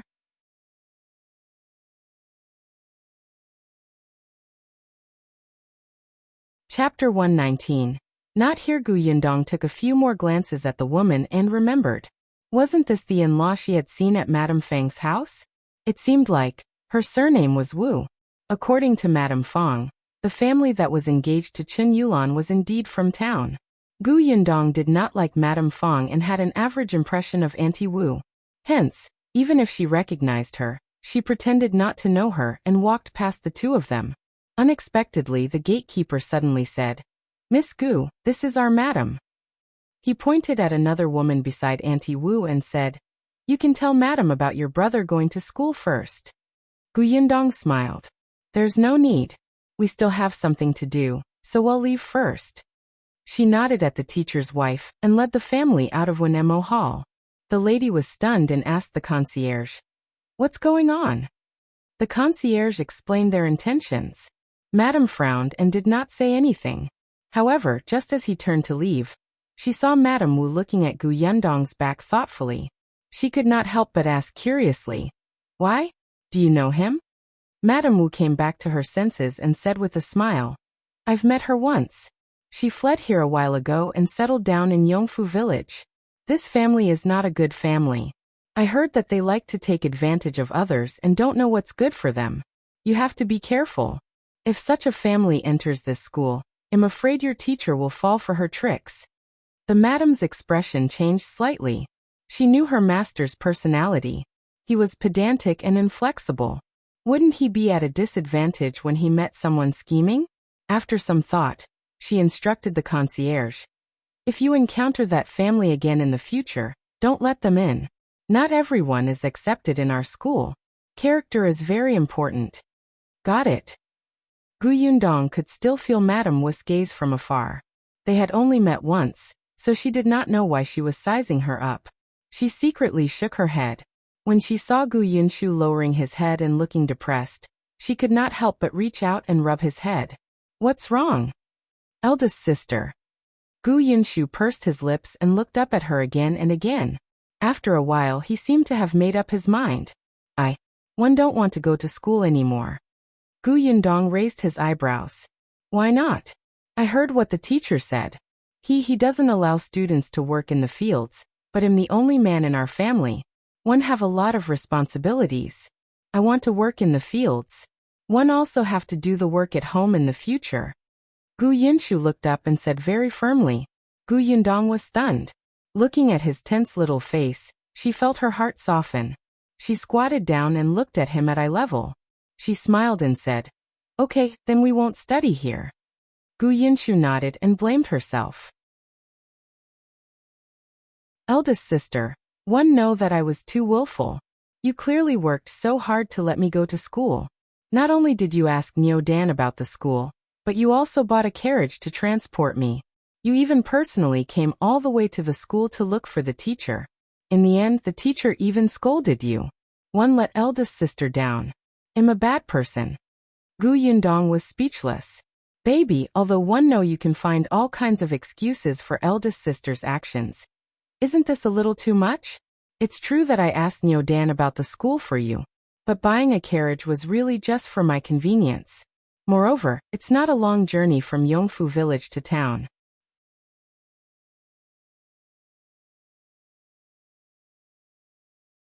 Chapter 120. Too disappointed Gu Yundong did not know whether to laugh or cry. "Yunshu, eldest sister approves of you not attending this school not because you are too willful, but because eldest sister feels that this teacher is too pedantic and completely contradicts eldest sister's views." Gu Yunshu tilted his head. In the past, father said that one has to pass many examinations to become a preparation scholar, an elementary scholar, a high scholar, and an honorable scholar.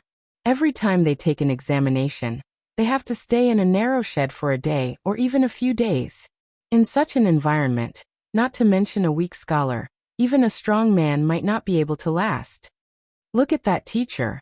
Isn't he so fair and thin that he looks like he would collapse at the slightest breeze? His thoughts are simply misleading. The imperial court even sets up a field leave every May to encourage students to go home and cut wheat.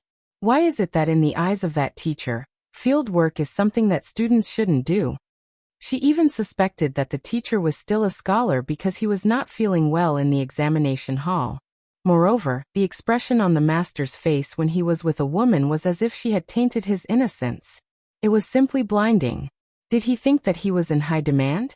She did not think that the teacher was a bad person. From what he said, if the student's family was in trouble, he would help. It was just that she did not agree with the teacher's views. It was better to find a suitable teacher. Gu Yunshu felt that what eldest sister said made sense. So that teacher is wrong. Gu Yundong pinched his face. "Let's not think about Wanemo Hall. Let's go to another school." Gu Yunshu was about to leave when he heard this and immediately stopped in his tracks. "But didn't you say that the school fees are very expensive?" "This is all hearsay. Eldest sister thinks that it's impossible to judge a school without taking a look personally. For example, Wanemo Hall. Previously, she had heard the village chief brag about it. It was good in every aspect. Now that she saw the teacher, she felt that rumors were indeed terrifying. Gu Yunshu nodded and followed her obediently. But the result was not satisfactory. Gu Yundong had just spoken a few words with the concierge when the other party asked for a tael of silver first. Later on, they happened to see a teacher who came out. His disdainful expression made people want to hit him. When the teacher saw that they were dressed averagely, he even asked the gatekeeper to chase them away. She would not come to such a lousy school even if it was free. Gu Yundong tried her best to restrain herself from beating him up, and left with the three of them. Gu Yunshu sighed faintly and slowly shook his head. I'm simply too disappointed in them. Gu Yundong, who had been holding his breath, was amused by his words. You're so worried at such a young age. It's not like there are only those teachers in this world. If there's no one in town, let's go to the county city. Why are you disappointed? To the county? Yes. Gu Yundong's first choice was the town because it was close and convenient for transportation. Gu Yunshu was young, so it was not a problem for him to be enlightened in the town. He could also go to the county when he was a little older. From the looks of it, she should know more about the schools in the county. Gu Yunshu was extremely distressed. The tuition fees in the county must be very expensive. Both of them were deep in thought. After taking a few steps, they realized that there seemed to be two people missing behind them. Where were her mother and sister?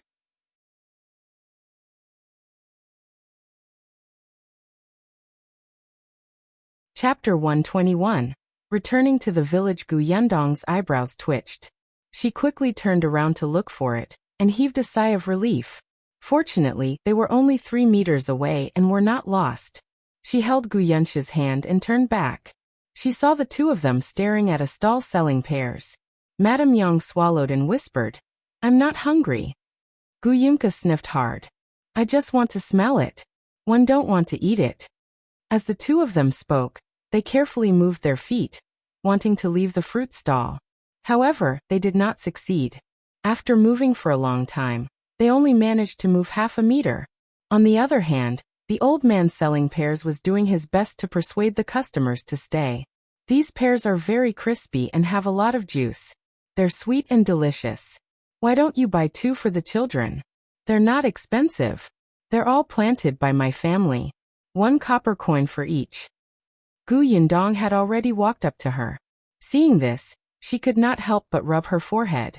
She had fruits in her spatial storage, but other than the few apples she took out last time, she did not take any out.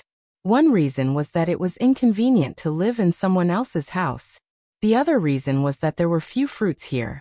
Coupled with the season, there were even fewer ripe fruits now. Just like apples, they couldn't even be bought in the county. The pears looked good. She looked at the stall in front of her, and gave the stall owner 30 copper coins.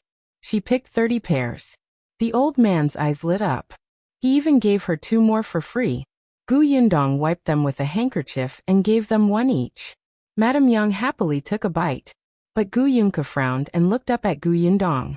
She said seriously, I'm just smelling it. I don't want to buy it. She was sensible. Gu Yundong also nodded seriously. Yes, eldest sister wants to buy it. But let's agree that you're not allowed to stop while walking next time. Even if you want to smell it, you have to tell eldest sister first, understand? Otherwise, if eldest sister didn't notice, you and mother will be lost. Next time, she would hold the young lad's hand and let Gu Yunshu hold Madame Yang's hand. Gu Yunke nodded. Okay, I'll be obedient. Let's eat. Only then did the little girl bite hard, so sweet that her eyes narrowed. Gu Yundong saw that it was getting late, and she had finished asking about the school. She ate a bowl of noodles at the noodle stall, and brought her family back to Yongfu village. Gu Yunshu got into the carriage, and remembered something. Eldest sister, Niu Dan is still in Wanemo Hall. If the teacher teaches him wrongly, will it be bad for Niu Dan? One have to tell Niu Dan. Gu Yundong was stunned. This matter? She thought for a moment. Don't say any more. I'll talk to the village chief later.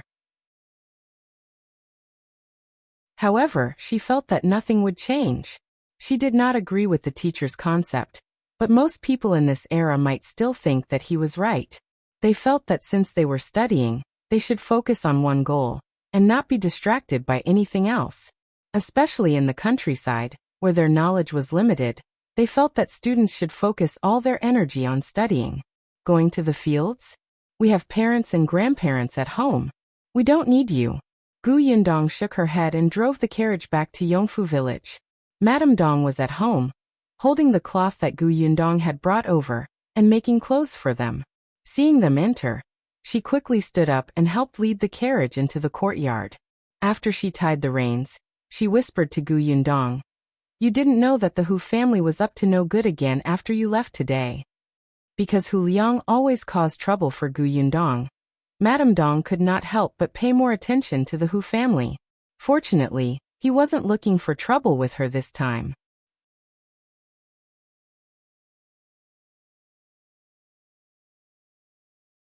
Chapter 122.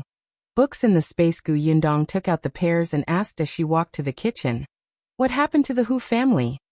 This morning, Hu Liang woke up and shouted.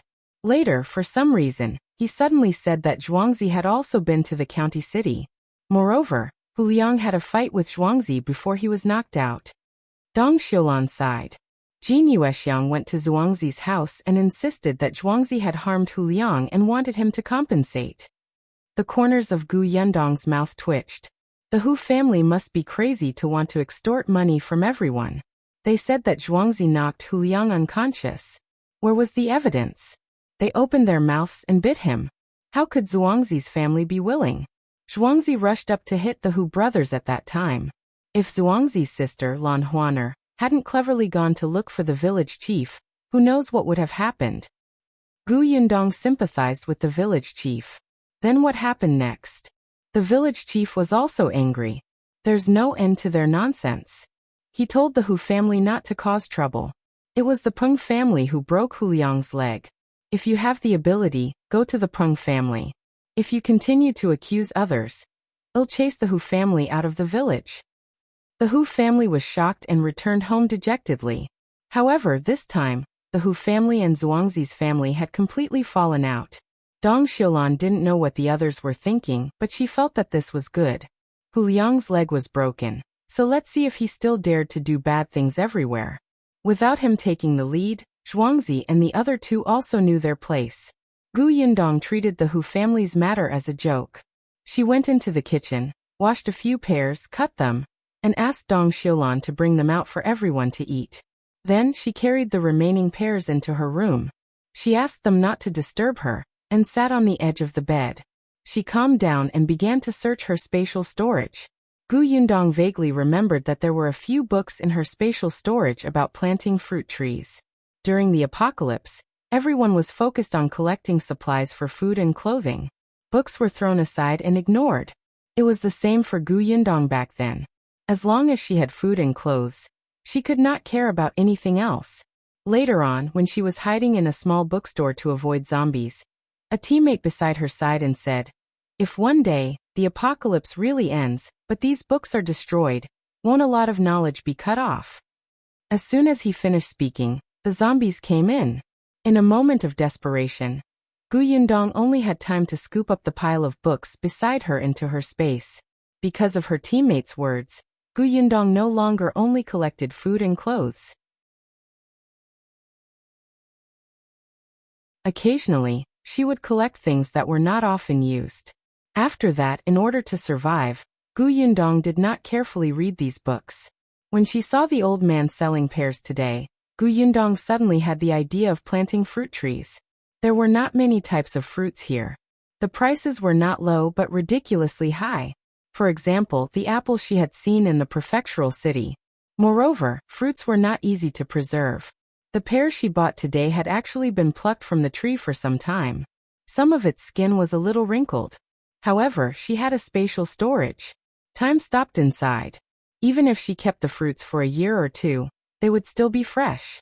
When it was not easy to sell the fruits in the county city, she could sell them to the prefectural city and further away. Even if she couldn't sell them, she could still make easy-to-storage food like jam and dried fruits.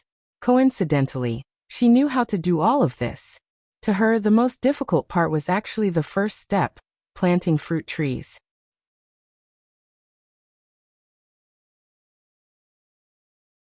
Chapter 123.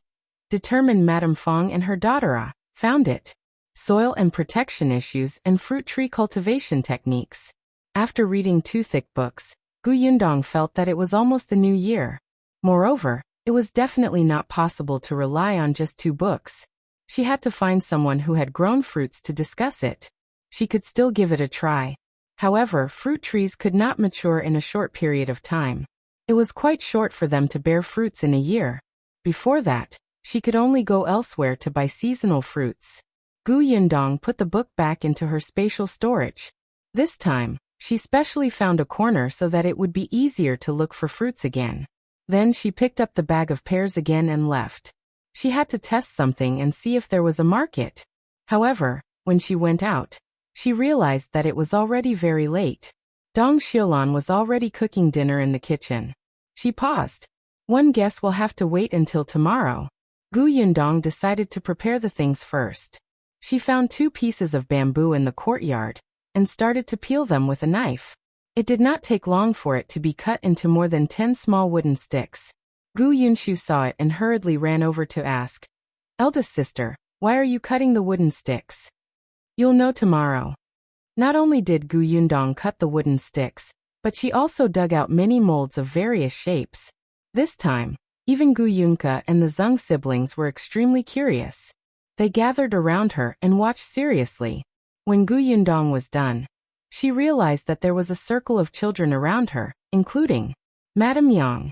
She laughed and put the things away. "What are you all doing? Auntie is busy in the kitchen. Aren't you going to help?" The children instantly dispersed.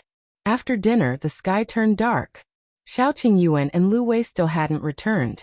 Liu An had returned from the county city, but he looked listless and uncomfortable.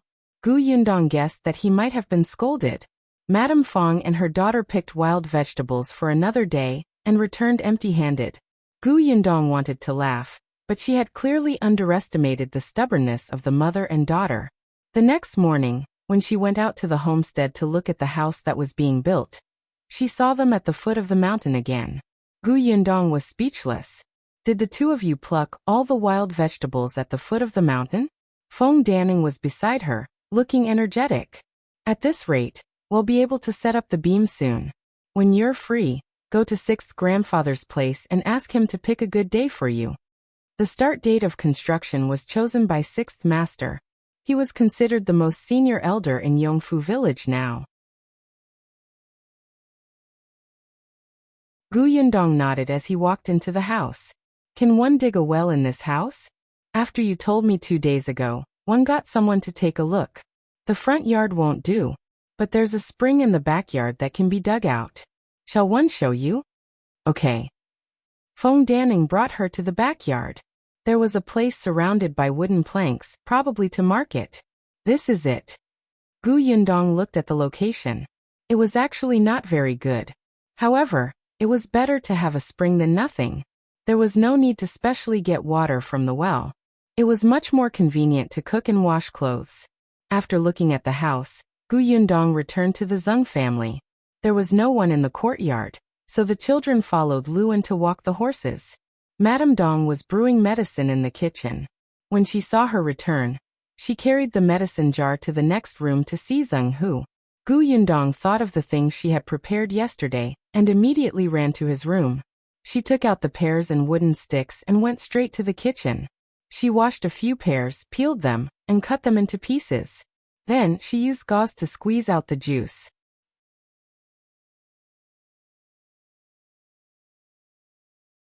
Chapter 124.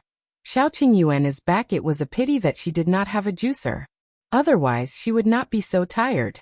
After squeezing the pears dry and filtering them twice until there was no residue left, she placed them aside as a backup. Then, she started a fire and took out rock sugar and malt sugar. Add pear juice and rock sugar to the pot. Boil it and add a certain amount of malt sugar. The temperature had to be very high. Gu Yundong's forehead was already drenched in sweat. After boiling it for a long time and seeing that it was about time, She slowly poured it into the mold she had made last night. Afraid that she would not be able to take it out if it stuck, she specially applied a thin layer of oil paper under the mold. Then she took out a small wooden stick. This wooden stick had been cut extremely thin by her, and it was not much different from the kind of wooden stick used for lollipops. When everything was done, there was a chatter at the door.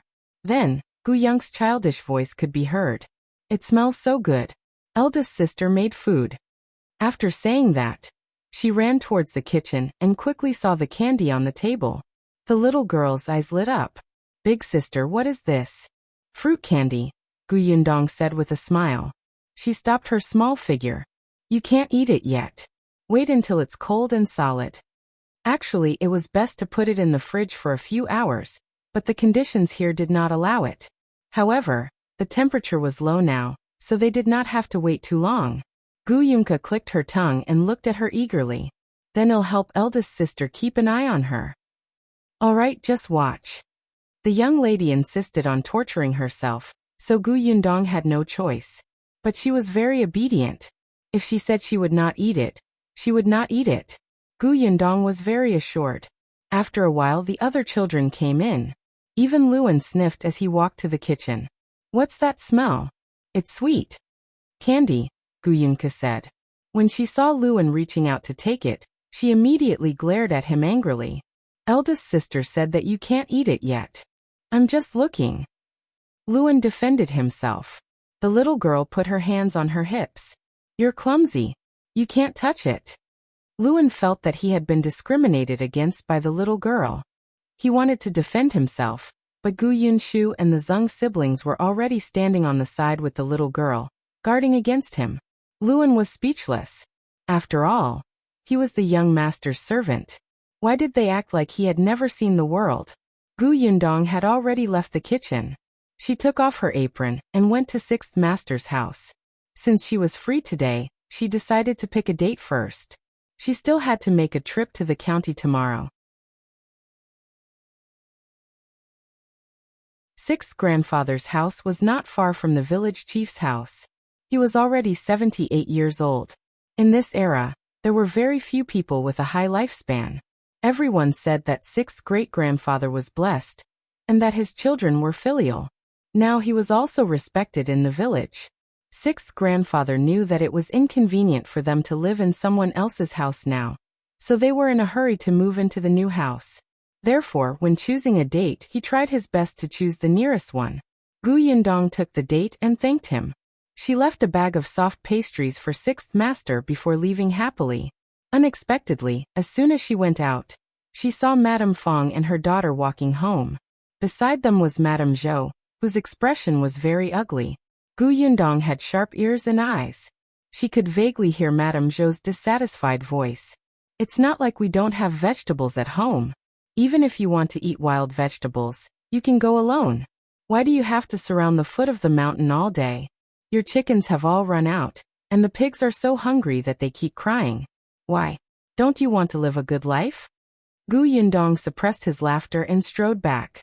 Unexpectedly, she heard Lu Wei's exaggerated voice the moment she reached the Zheng family's door. Madame Fang and her daughter were too lucky. They had just left, but Shao Qingyuan and Lu Wei were already back.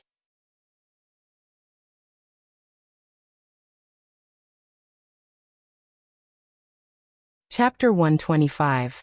Inquiring about something, Gu Yundong could not help but quicken his pace. The Zheng family's door opened, revealing Madame Dong's anxious expression. "Yundong, you're back? What happened?" Madame Dong sighed. "Qingyuan was injured. I'll bring him some medicine." "Injured?" Gu Yundong turned around and followed Madame Dong into Shao Qingyuan's house. As soon as she entered, Gu Yundong could not help but widen her eyes and gasp. It seemed like they had gained a lot in the mountains these past few days. Not only were there wild chickens and rabbits in the courtyard, but there were also 2 silly roe deers and a tiger. They had really caught a tiger. Could Shao Qingyuan have been seriously injured by such a big tiger? Gu Yundong retracted his gaze and hurried into the inner room. "Auntie, if he's injured, you should find a doctor." She stopped mid-sentence and met Shao Qingyuan's clear eyes. After not seeing each other for a few days, Shao Qingyuan seemed to have lost a lot of weight. His clothes were tattered, and he looked a little disheveled. However, his eyes were still as bright as before. No, it felt more aggressive than before. Aggressive. Gu Yundong blinked. When she looked again, Shao Qingyuan's eyes had become cold and indifferent again. Had she seen wrongly just now? Before she had time to think about it, Lu Wei's chattering voice had already sounded. I also asked him to see a doctor. I know Dr. Zhou from the county city's Onren clinic. He's skilled in medicine, and will definitely be able to heal you. Don't force yourself.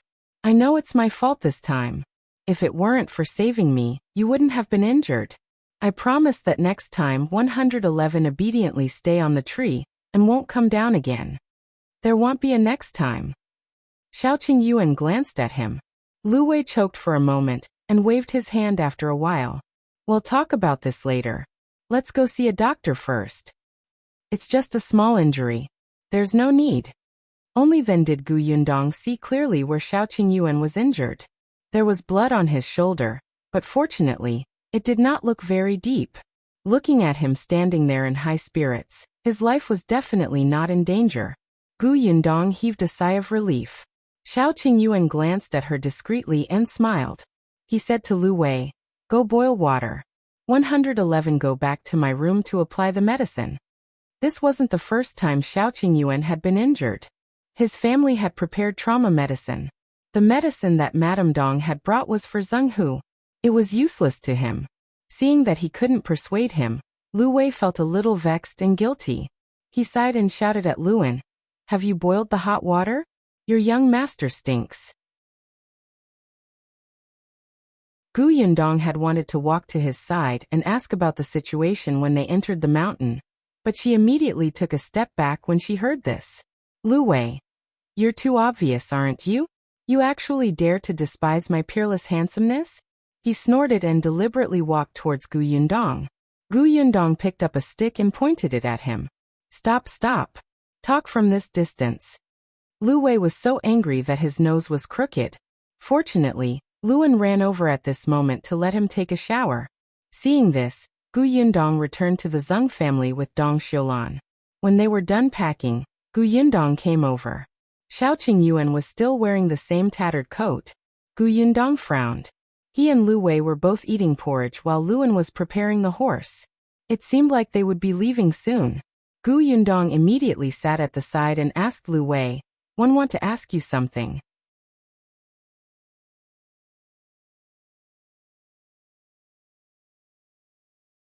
Chapter 126.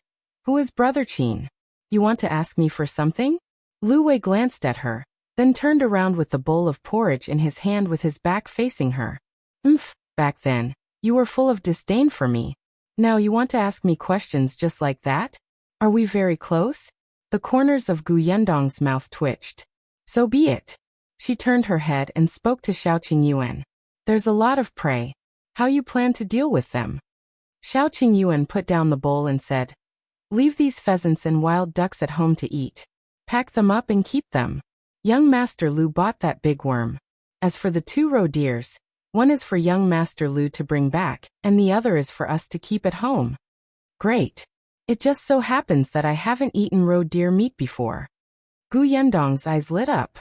Now Shao Qingyuan's food was brought over by the Zheng family. When he said that he keep the meat at home to eat, he actually meant that he would stay at the Zheng family's house and eat together. However, before he could finish speaking, Lu Wei suddenly turned around and almost threw out the porridge in his hand. "No, you have to give me both the roe deers. I specially followed you into the mountains to hunt for that roe deer. I prepared that for Brother Qin." Gu Yundong was still talking to Shao Qingyuan. "How much money did you sell the tiger for? Let me tell you, this thing is full of treasures and is very valuable. It's not cheap to sell. Don't be cheated by young Master Lu." Shao Qingyuan smiled and nodded. This tiger skin is incomplete. There are several wounds on its body, and its fur color is not very pure. The price is a little low. The tiger bone and whip were sold according to the purchase price of the pharmacy. In addition, there's tiger meat. Did the 2 of you hear me?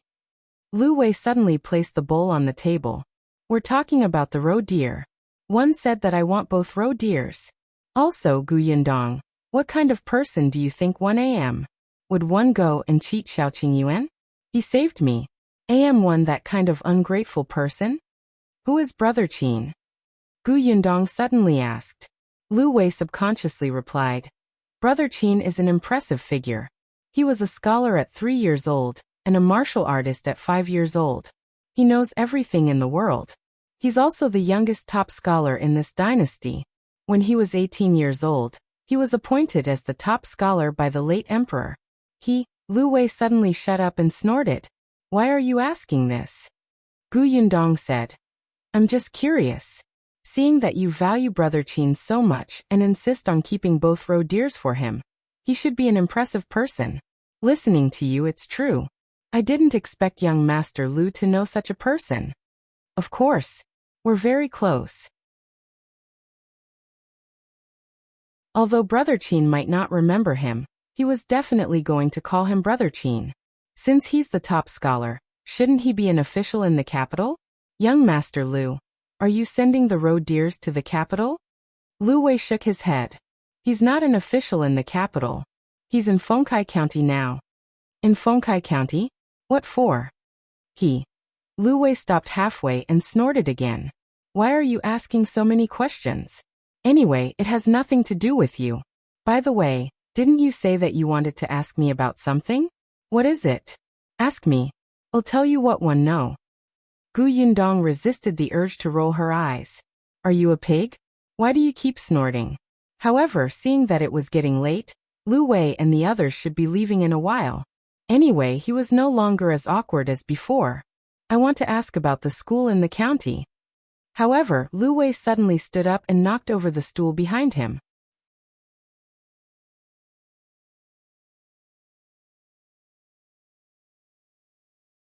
Chapter 127. School is settled. Gu Yundong was shocked by him. She looked up and saw his furious expression. One was wondering why you kept asking me about Brother Qin. It turns out that you're waiting here. You also want your brother to enter Brother Qin's school, right? Gu Yundong was dumbfounded at first, but then her eyes lit up. So this Brother Qin opened a school in Fengkai County. Wait a minute, Lu Wei just said that he was the top scholar, right? From the way he addressed him, that guy didn't sound very old. Gu Yundong looked at Lu Wei with a smile. Don't be agitated, don't be agitated. Sit down and calm down. Tell me about Brother Qin's school. Lu Wei was stunned. He looked at her for a long time and suddenly realized that he had confessed. He was instantly annoyed. He looked at Gu Yundong accusingly.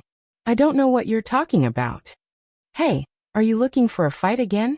Shao Qingyuan had already finished his porridge and could hear their conversation clearly. He wiped his mouth and said to Gu Yundong, leave the 2 roe deers at home to eat. It's easy to keep them in this weather. See if you can figure out how to make more dishes with the deer meat. Lu Wei almost fainted from anger. He turned to look at Shao Qingyuan angrily. The latter turned sideways and aimed his injured shoulder at him. Lu Wei immediately became listless. He took a deep breath and told himself that this guy was his savior. He could not be ungrateful. After slowly calming down for a while, he said, forget it, forget it. It's not a secret anyway. Everyone in the county knows. Only people in remote places like you don't know anything. Gu Yundong raised his eyebrows. Go ahead. Brother Qin's original name was Qin. After he became the top scholar at the age of 18, he became an official in the Hanlin Academy in the capital. He was young and energetic, and he was also smart. He was full of ambition and wanted to make a contribution to the country and the people. But the late emperor, Lu Wei paused. There was no need to elaborate. Everyone knew. The late emperor was muddle-headed and tyrannical. It was not easy for you to achieve results. Many loyal officials were depressed and even beheaded. In the beginning, Qingyuan was also suppressed everywhere. Fortunately, his position was not high and he did not have any backing or real power. In the eyes of those in high positions, he was not a threat. Although someone like him could easily become a pawn for others to use, Qingyuan still had a brain. He had safely dodged several dangerous situations. It was also because of this that he no longer charged forward. After that, for some reason, Qingyuan suddenly resigned from his post and traveled far and wide with his wife. In the end they stopped at Fengkai County.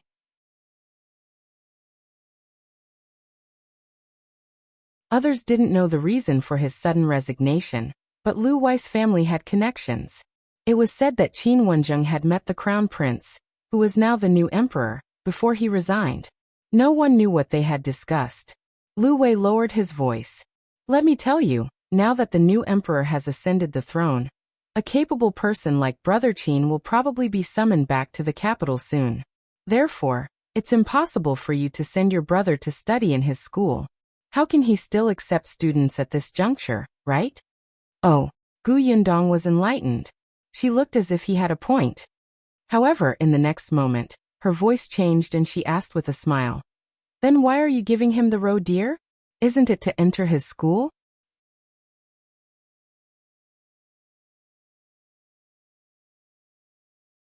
Chapter 128. Madame Fang wants to see young Master Lu Wei realized that this woman was not easy to deceive at all. She was too uncute. He sat back down angrily. I'm friends with him, aren't one? Seeing that he might be returning to the capital, I'm sending him some delicious food. Besides, I'm already so old. How can one enter his school? Gu Yundong nodded. Isn't that just nice? You have a relationship with him, and one have a relationship with you. Then do me a favor and talk to him nicely. How about he accept my brother as his student? Didn't I say that he? I know, but didn't you say that it's possible for him to return to the capital? It's just a possibility. You're not sure yet. Of course, even if he really wants to return to the capital. He used to be the top scholar in the examination. His knowledge must be very good. It's worth it for my brother to be his student for a day or a month, right? Lu Wei's eyes widened. F*CK, F*CK, F*CK, F*CK. Could this woman read his mind? How did she say what he was thinking? Gu Yundong looked at him with a smile. Beside him, Shao Qingyuan tilted his shoulder. Lu Wei held his chest. Why was he so kind? If he was as heartless as Peng Zhongfei, he wouldn't have to care about this adulterous couple.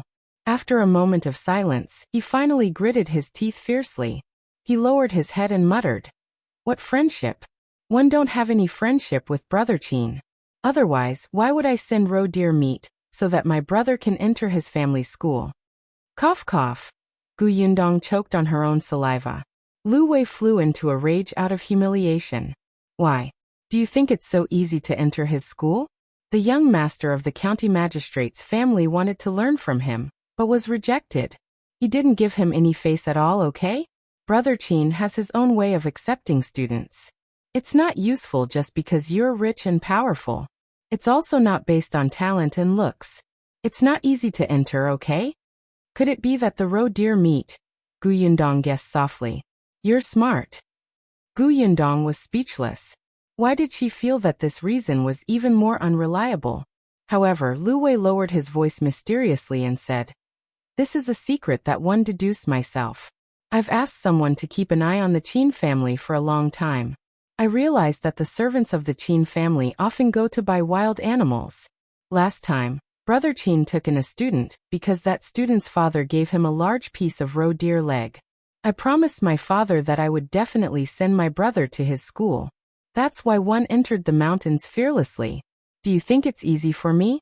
So you're not allowed to snatch it from me. Gu Yundong felt that it was even more unreliable, especially when Lu Wei said that he had deduced it. The credibility was zero.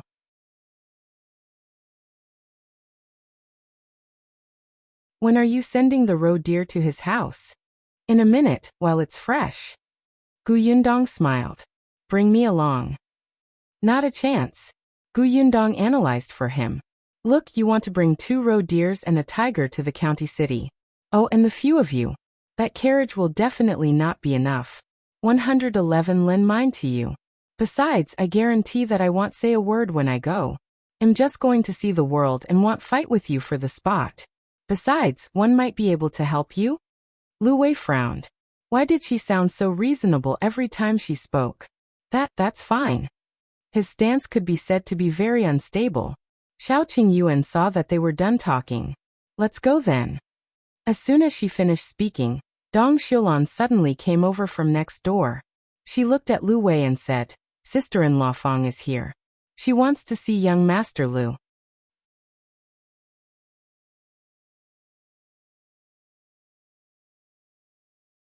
Chapter 129. So what if I hit you? Lu Wei was confused. Sister-in-law Fang? Who? It's the mother and daughter who brought you to Yongfu village, Gu Yundong said. This person's memory was really bad. Lu Wei suddenly reacted. It's them. Then let them come over. Dong Xiulan was in a difficult position. She hesitated for a moment before saying, "They said they don't dare." That was why she went to the Zhou family and waited for young Master Liu there. Lu Wei frowned. Don't dare what? Don't dare to see me? They don't dare to see me. Shao Qingyuan said. Lu Wei blinked. Why, halfway through he remembered. Oh, I know. Back then, they seemed to have said that you were a wolf cub and were very scary. Gu Yundong glared at him fiercely. Don't speak if you don't know how to speak. You're the wolf cub. Shao Qingyuan saw her small actions and couldn't help but smile. He was in a good mood. Lu Wei, on the other hand, was baffled by the glare. He said with a dumbfounded expression, I didn't say anything. But then again, why do they call you a wolf cub? One don't think you're scary at all. TSK, forget it. Since they don't dare to come, don't come. I'm busy. I won't see them. In any case, they were not familiar with each other, so it was probably nothing important. Gu Yundong wanted to laugh. How many times had Madame Fang and her daughter been back and forth at the foot of the mountain? Previously, they had been brought home by Madame Zhou. When they heard that Shao Qingyuan and the others were back, they immediately ran over. Their spirit was really admirable. Dong Xiulan went back. She was just passing on the message. She wasn't familiar with young Master Liu, so she naturally wouldn't say anything. Lu Wei immediately threw Madame Fang and her daughter to the back of his mind, and began to urge Gu Yundong. It's getting late. Let's set off now. Hurry back and prepare the carriage. We'll leave immediately. Alright, let's make things clear first. Javili carriage is meant for people. Without waiting for Lu Wei to retort, she continued. My carriage is newly bought. If you put the tiger and roe deer inside, what if my horse is frightened because it hasn't been trained? Lu Wei could only nod when he heard that. Only then did Gu Yundong leave the Shao family and return to the Zhou family. Unexpectedly, Madame Fang and her daughter did not leave. Qingyuan immediately stood up when she saw Gu Yundong. She walked up to her and asked, Why doesn't young Master Liu want to see us? How would one know? Gu Yundong looked puzzled. Did you say something to young Master Liu? Did you say something bad about us? You were in the Shao family just now, right? One couldn't tell, Gu Yundong. In order to get close to young Master Liu, you're not even afraid of the wolf cub.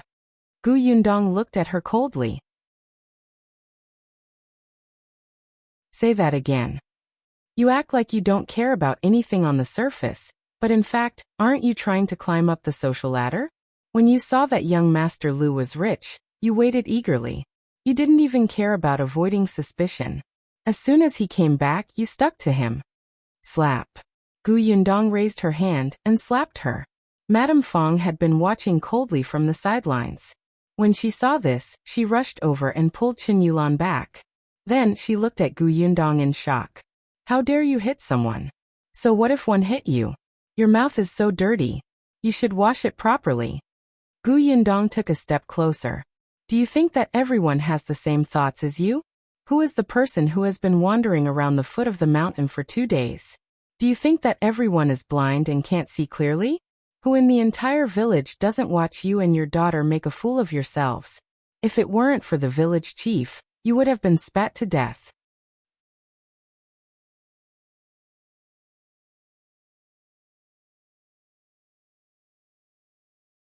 Chapter 130. Sudden Despair. 2. Zhao Ritian waved his hand and decided to settle this matter quickly. When the 5 people opposite heard Zhao Rishan's words, they immediately revealed happy expressions. They knew that this matter had finally been resolved. However, just as the 5 of them were about to leave, a sudden change happened. Howl! Suddenly, a roar came from behind the 5 of them. The sudden sound frightened the 5 people, because they were very familiar with that cry. That cry was completely a zombie's cry. The 5 of them hurriedly turned around, and were shocked to see that their boss had turned into a zombie. At this moment, their boss still had an arrow stuck in his head, but it did not affect the other party's activities. After the other party saw the 5 of them, he pounced on them. Faced with this situation, the other 5 people had never expected to see something like this. Especially shocking was their boss, who suddenly turned into a zombie and pounced over. This development immediately frightened the 5 people. All of them wanted to escape quickly. Unfortunately, the boss didn't become completely stiff after turning into a zombie. He quickly pounced on one of them. Then they heard a series of tearing sounds. The young man who was pounced on was instantly bitten by the zombie boss. Quickly pull away from the other party. No, you can't pull away. He will be infected if it's already bitten him. At this moment, the others immediately reacted. A few of them wanted to pull away from the other party, but when they thought that the other party had already been bitten, they completely gave up on this idea. What are you looking at? Run quickly. Let's run in all directions. Run in all directions. Hurry. Upon hearing this sudden sentence, the remaining 4 people instantly ran in 4 directions. Now that a zombie had appeared in this place, it was completely unsafe. Therefore, they could not stay here. The most important thing was to leave this place first. Just as Zhou Ritian was about to leave with his sister, he suddenly realized that the 2 people who had been shot by his sister had also gotten up. After they got up, they charged towards Zhou Ritian and his companion. They opened their bloody mouths, looking extremely ferocious. It was as if they were going to take revenge on Zhou Ritian and the other person for the previous hatred and conflicts. Seeing the 2 zombies rushing over, Zhou Ritian did not escape immediately. Instead, he gritted his teeth and raised his shield, knocking one of the zombies to the ground. Quick, go and help my sister. I'll deal with this zombie, Zhou Ritian hurriedly said to Chu Xiao. At the same time, he held his shield and kept hitting the zombie that he had knocked to the ground. Bang, bang, bang, bang. A crazy smashing sound rang out. Zhou Ritian ruthlessly smashed the zombie on the ground, not letting it move at all. At the same time, Zhou Rishan's sister also raised her bow and shot the calf of the zombie opposite her. Soon, the zombie fell to the ground. Clearly, she knew very well how to deal with such zombies. They had to have dealt with many other zombies before, which was why they were so experienced. He'll control his movements. You think of a way to smash his head. Zhou Rishan's sister quickly revealed her plan. They had dealt with this kind of zombie before. They knew that as long as they smashed their heads, they could get rid of the zombie in front of them. As long as they attacked fast enough, they could completely finish off the 3 zombies quickly. When Chu Xiao heard this, he did not do anything. Instead, he just watched calmly. When Sister Zhao Yutian saw Chu Xiao's actions, she immediately felt that something was amiss. However, she had no room to keep talking and persuade him. Instead, she hurriedly took out a hammer from her backpack. She walked past Chu Xiao and smashed the hammer in her hand on the zombie's head. Immediately, blood splattered. Soon after a series of crazy beatings, the zombie was finally killed completely. Chu Xiao could tell that the other party had specially thought of a way to flip the zombie's body, so that the back of its head was facing the sky. The other party was desperately beating the back of the zombie's head into pieces. At this moment, Zhou Ritian had also finished off the other zombie using the shield in his hand to smash the back of the zombie's head into pieces. Clearly, the 2 of them had already discovered the zombie's weakness, so they attacked very decisively and ruthlessly without any hesitation. After his sister intercepted the 2 zombies, Zhou Ritian and his sister hurriedly looked at the last zombie.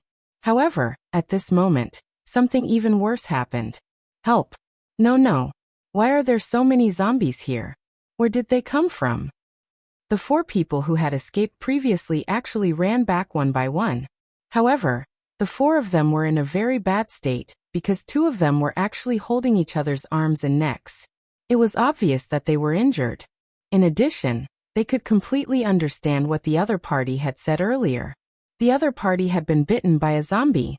Stop following us. You've all been bitten by zombies. You'll definitely become a zombie.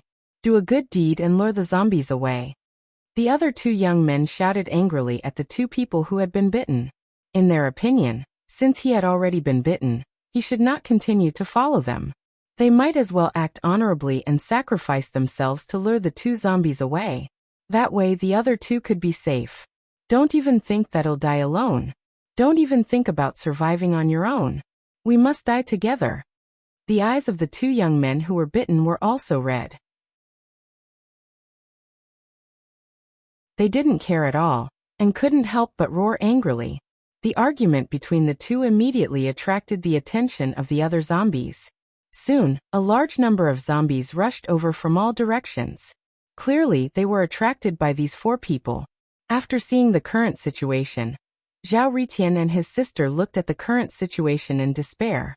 If there were only a few zombies coming at them, they would have the confidence to think of a way to escape, but the zombies' numbers were already too terrifying. The current number was no longer that simple.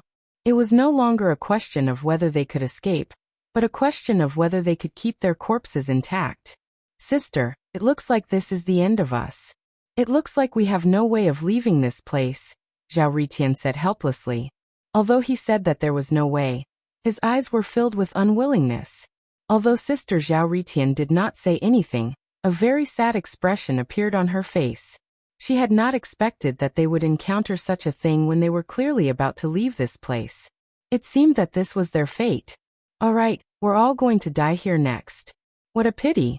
I've never touched a girl's hand in my life, Zhou Ritian said with some distress. Now he felt that he was really regretful. However, at this moment, he suddenly saw Chu Xiu walking in. It indeed made him feel a little strange. Hey brother, why aren't you afraid at all? Could it be that you've already ignored life and death? At that moment, he was a little puzzled. This was because Chu Xiu did not look like someone who was facing death at all. Instead, he looked like he was on an outing. It's very simple, because these zombies are not a problem for me, Chu Xiu replied very calmly. Brother, your mental fortitude is really good. You can actually make such a cold joke at this time, Zhou Ritian said speechlessly. He did not expect Chu Xiu to be so good at making cold jokes. Now he felt that there was indeed something wrong with Chu Xiu's brain. Since he could still say such words at a time like this, he only felt that it was a little ridiculous. Looking at the huge number of zombies rushing towards them, Zhou Ritian suddenly wanted to smoke a cigarette.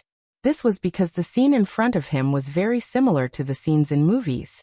The male lead was facing a large group of zombies as he smoked calmly, and bravely faced this group of zombies.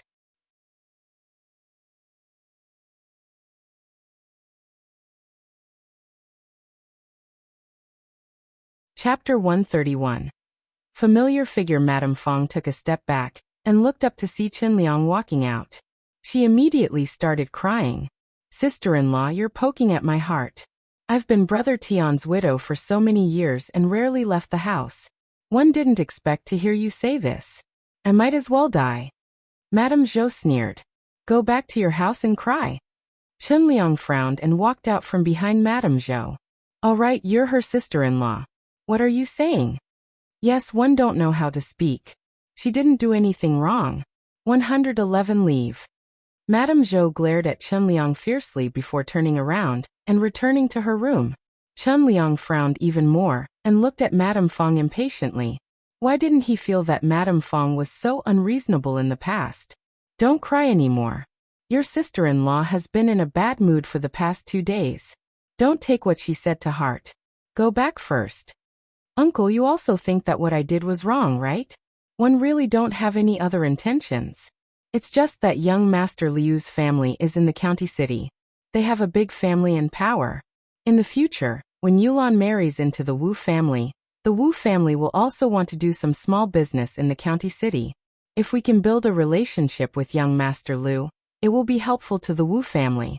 Yulan will also have a status in the Wu family. Qingyuan sighed. Alright, I understand. You guys can go home first. Seeing that he did not believe her, Madame Fang was a little anxious. However, Qingyuan looked like he was unwilling to say more.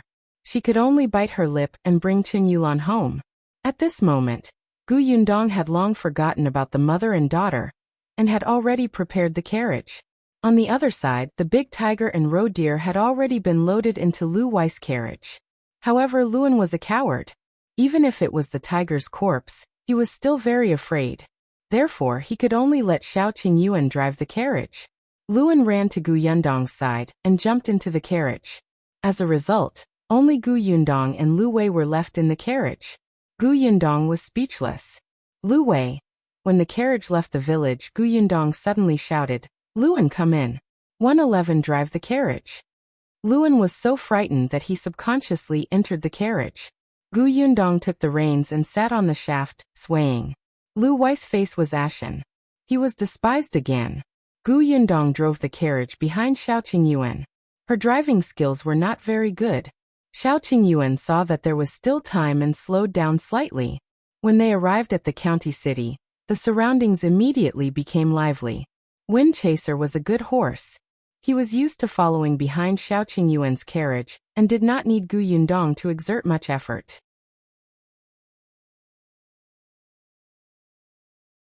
Qin Wensheng's school was in the east of the city. Lu Wei had to return to the Lu residence to bring his brother over first. Unexpectedly, when they were about to reach the Lu residence, Gu Yundong suddenly saw a familiar figure flash past. She was suddenly stunned. She sat up straight and turned around. At the next moment, she grabbed the reins and jumped down from the shaft. "Liu An, come out and drive. Want have something on? I'll be back in a while." With that, he ran away. Lu Wei lifted the curtain of the carriage and only had time to see her back view. Qingyuan, who was in front, also heard it. He subconsciously stopped the carriage and jumped down, wanting to chase after her. She was stopped by Lu Wei. She said she'll be back in a while. "Anyway, I've already told her the address of Brother Qin's school. She'll find it." Lu Wei felt that since she was in such a hurry, she definitely wanted to go to the toilet.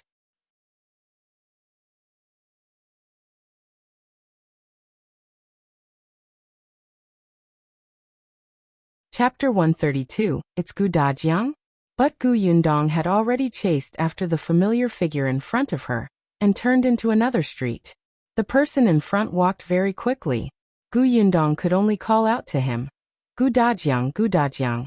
However, that person did not react at all. In the blink of an eye, he entered an alley. Gu Yundong hastened his pace, afraid that the wrong person would disappear. However, this street was a little congested. There were even stalls in front. Gu Yundong was anxious and could not care less. She directly passed through the stall. She thought that she would be able to jump over, but the stall owner suddenly stood up. Gu Yundong avoided her, but she did not avoid the basket on the ground. The basket fell, and Gu Yundong could vaguely feel the things inside fall out. She did not even have time to take a look. She only said to the stall owner, "I'm sorry, big sister. 111 come back and compensate you later." As soon as she finished speaking, she turned into the alley. Seeing that the person in front of him had not disappeared, Gu Yundong finally heaved a sigh of relief and hurriedly ran forward. "Gu Dajiang, father you." That person turned around and Gu Yundong choked on her words. No, it wasn't Gu Dajiang. She had recognized the wrong person. That's right. This is a small county city under the Xuanhe prefecture. The probability of meeting Gu Dajiang is too low. How could it be him? However, this person's side profile was too similar. That person looked at Gu Yundong in confusion. "Miss, what's the matter?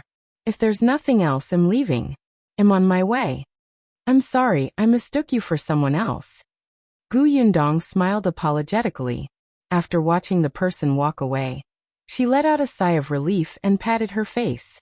"It doesn't matter. We'll find him one day. Right, that vendor?"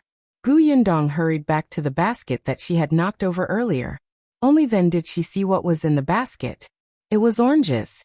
More than half of the oranges had fallen to the ground. The couple who sold them were squatting on the ground to pick them up. Gu Yundong quickly picked the oranges up and lowered her head to apologize. "I'm sorry. I ran in a hurry just now and knocked over your basket. Count how many of them are broken. I'll compensate." "No, no need. No, it's not broken." The man at the side immediately waved his hand and shook his head repeatedly. Gu Yundong looked up and met the man's face. He was stunned. "You are." He looked familiar. However, the man suddenly lowered his head and turned slightly to avoid her gaze. Gu Yundong frowned and looked at the woman beside him. Then she came to a realization. "It's you." Zhuangzi's parents had seen him once, so they almost didn't recognize him. Zhuangzi's father was called Shao, and his mother was called Yi. According to Dong Zuyan, this couple was very timid. It seemed that they had encountered something in the past. Now they did not dare to fight or snatch anything. They would retreat when they could. She did not know how these two cowards raised their children. Her son had become a rogue, and her daughter was also smart. No wonder when she had asked the four families to compensate her. The Hu family had pestered them endlessly, but this family had immediately nodded and said that there was not enough money. They had obediently gone to gather money. They were so obedient that Gu Yundong felt like he was bullying an honest person. Miss Gu, the oranges aren't broken. Let's just wipe them. If you have something to do, go ahead, he said softly. In the eyes of the couple, Gu Yundong was a little scary. After all, even someone like Hu Liang could not do well in her hands. Not only was he beaten up, but he also lost money.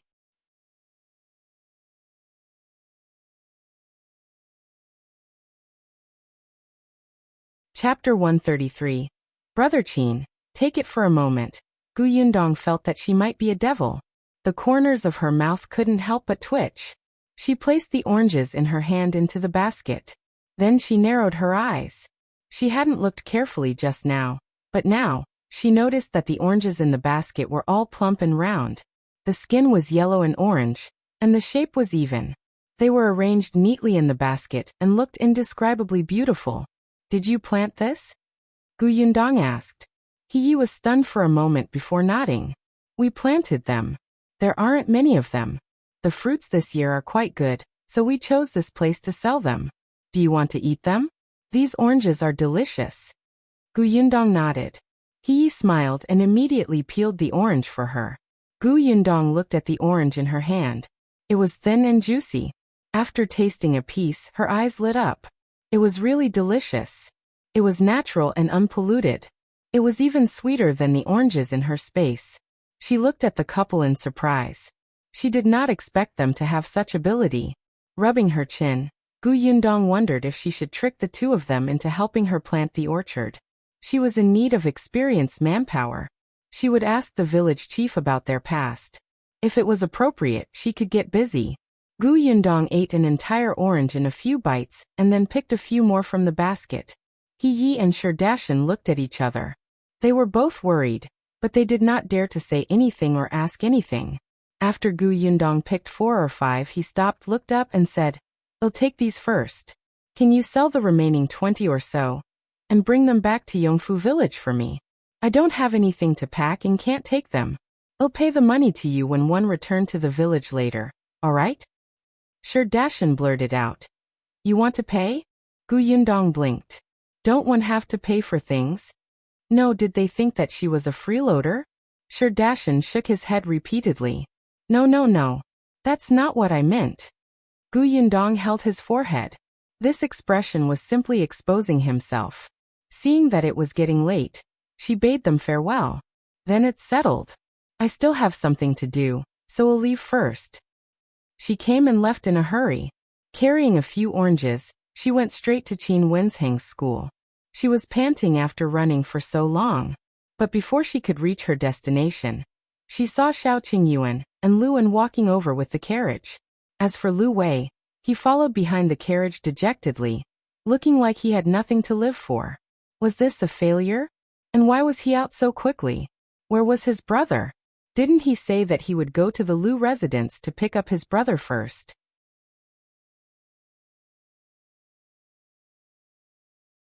According to Gu Yundong's speculation, it would take at least an hour for Lu Wei and the others to return to the Liu residence to pick up their younger brother, and then go to Qin Wensheng's school to deliver the roe deer meat, right? At the very least, if Lu Wei nagged seriously, it would definitely take more than an hour. But how long had it been? Gu Yundong walked over and distributed the oranges in his hand to Shao Qingyuan and Liu An. He asked softly, Is his brother Qin unwilling to accept his brother as a student? No, he isn't, Shao Qingyuan said. Gu Yundong's eyes widened. He actually accepted it. But she pointed at Lu Wei in surprise. Then why does he look like the sky is falling? Look. At this moment, he was knocking his head against the carriage. Liu An was so frightened that he almost threw the orange away to save him.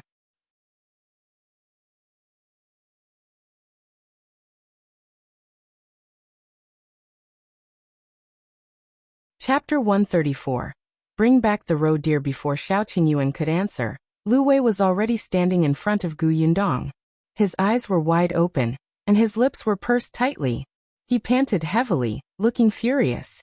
Gu Yundong blinked and blinked again. Wasn't it your wish to accept your brother? But what does that have to do with me?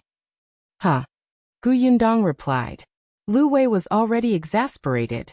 Brother Qin accepted my brother not because I risked my life to go deep into the mountains to hunt those 2 roe deers, but because he owes my family a favor. Gu Yundong was enlightened. So even if you didn't give him the roe deer, he would still accept your brother, right? That's right. His father had lied to him. This definitely wasn't his biological father. No. Gu Yundong narrowed his eyes and glanced at the carriage behind him. He asked, "Then can you give me 2 roe deers? I've already given them to Brother Qin. Since those 2 roe deers are useless, why did you give them away?" Gu Yundong wanted to pry open his brain to see if they were made of paste. Lu Wei also wanted to cry. "Do you think I want to? One gave him the 2 roe deers before he told me that he owed my family a favor." Gu Yundong clicked his tongue. As expected of the top scholar at such a young age. He's indeed sinister. "That's right. I've already given it away. One can't go back on my word and ask him to take it back, right?" Lu Wei used to think that Qin Wenzheng was noble and magnanimous. When the court was in turmoil, he was a very far-sighted gentleman. As expected, he was still inexperienced. Gu Yundong looked at him. "Why can't I take it back? He accepted your brother to return the favor. If he accepts the roe deer, it's equivalent to not returning the favor. Let's go and ask him to take it back now." Lu Wei was stunned. This made a lot of sense. He really followed behind Gu Yundong and returned to school. Shao Qingyuan gave his carriage to Liu An and quickly followed. The school was not far away. Gu Yundong stood at the door and looked up at the signboard above his head. The corners of his mouth could not help but twitch. Indeed, talented people were willful. They didn't even give a name, and just called it a school. The concierge knew Lu Wei. When he saw that Lu Wei had returned, he was a little surprised. He hurriedly went forward and asked, "Young Master Liu, is there anything else?" Lu Wei looked at Gu Yundong and said hesitantly, "I still have something to say. I'm here to look for elder brother Qin. Please inform him." The concierge nodded and quickly ran inside. Lu Wei thought about it and turned to Gu Yundong. "You want those 2 roe deers back because you want to send your brother to school, right? But do you think they will still accept your brother if you do that?" Bringing them back and sending them over was no different from taking off your pants and farting. It would even leave a bad impression on Brother Qin. Gu Yundong glanced at him. Was he stupid? Did he really think that she was trying to get the 2 roe deers back? She was just finding an excuse to enter the Qin family. When she saw Qin Wenzheng, she would definitely not mention the roe deers. Gu Yundong did not speak. He just waited quietly. The Qin family was not very big, and there were not many servants. The gatekeeper found Qin Wenzheng's servant, and the servant went to the study. "Master, young Master Liu is here again." As he spoke, he glanced at the things on Qin Wenzheng's table. It was an arrest warrant. On it was a portrait of a person. That person looked like a real person. It was said that Master had brought him back from the prefectural city.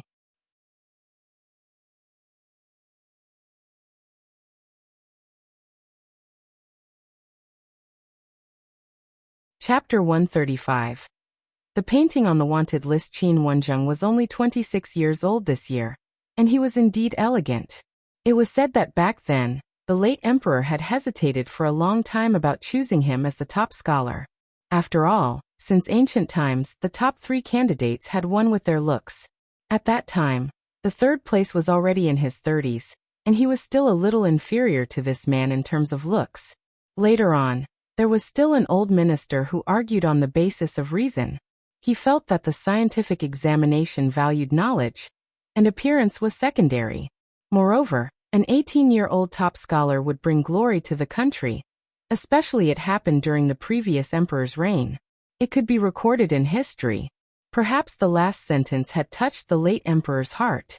He waved his hand on the spot and Qin Wenjing became the top scholar, the most handsome top scholar in history. Now that a few years had passed, other than the fact that his aura had improved, his appearance had not changed much. Hearing the servant's words, he frowned slightly. He was a little unhappy that he was disturbed. Without looking up, he said that Madam and I are out. You won't see us. After saying that, she lowered her head and looked at the wanted poster on the table. Beside the wanted poster was a piece of paper with a half-drawn picture on it. It was an imitation of the person on the wanted poster, and Qin Wenjing was holding a charcoal pen in his right hand. Upon hearing this, the servant turned around and ran out of the study. He did not expect to run into Qin Wenjing's wife, Madame Gu. Madame Gu walked in with a plate of pastries in her hand and smiled. Why didn't I know I was going out? Qin Wenjing raised his head and waved for the servant to leave quickly. He went over to take the pastries. Why are you here? Aren't you riding with Ning? She went to see the 2 roe deer. She was overjoyed to know that there would be wild animals for dinner. Madame Gu walked to his desk and saw the wanted poster. She then looked at the half-drawn map beside it. She laughed. Master is indeed amazing. You've already learned how to draw like this. Qin Wenjing shook his head. Not yet. I feel like something is missing. Something was wrong. Isn't it good? They're very similar. Madame Gu looked at it carefully for a moment, and felt that it was very lifelike. However, Qin Wenjing was very dissatisfied. He sat at the side and took a sip of tea. He said, Prefecture Magistrate Dai is too petty. No matter how I asked him, he refused to tell me who drew this arrest warrant. He said that he promised that person not to leak any news about him. Madame Gu covered her mouth and laughed. You're the one who taught me to keep my word. Why?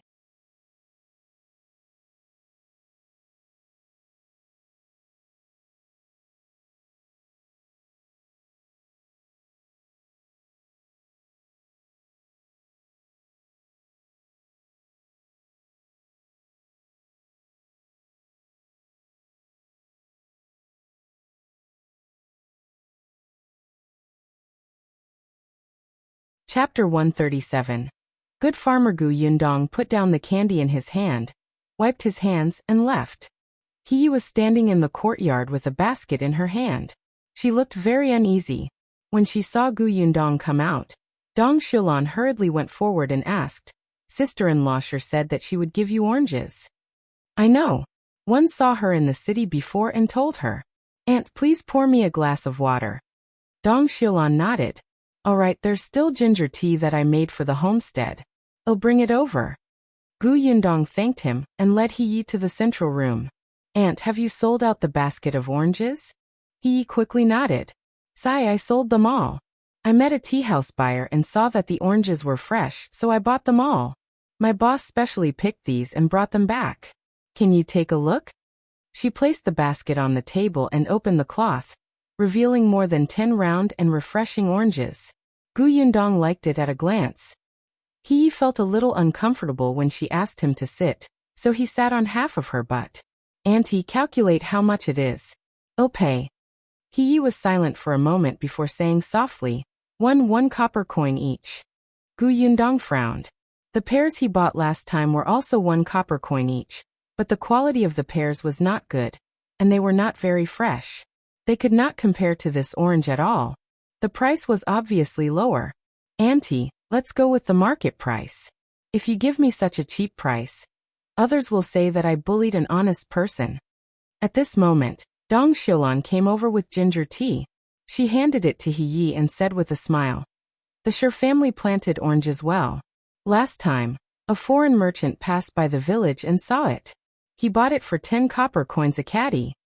10 copper coins per catty? In this era, a catty was 16 taels. The Sher family's oranges were big and watery. Almost 4 of them would be a catty. This was only what she had bought in the village. It might be more than that if she sold the orange at the market. Gu Yundong knew what to do and took out 60 copper coins. Auntie, keep it. When He Yi saw this, she quickly refused. That's too much, that's too much. Yes, 50 copper coins is the money I paid for the 20 oranges. The other 10 copper coins are compensation for knocking over your basket. When He heard this, she did not dare to take the money anymore. It's not damaged. Why would one want compensation? Gu Yundong had a headache. It was not good to be too polite. Dong Xiulan had been with her for a while and more or less understood her personality, so she pulled He aside to persuade her. Gu Yundong heaved a sigh of relief. In the end, He accepted the 60 copper coins and thanked Gu Yundong again and again before leaving the Zhou family. Her son is a hooligan.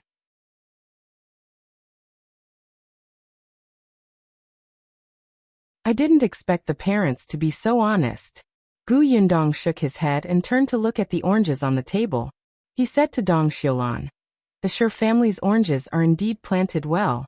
They are fragrant, sweet and big." Of course.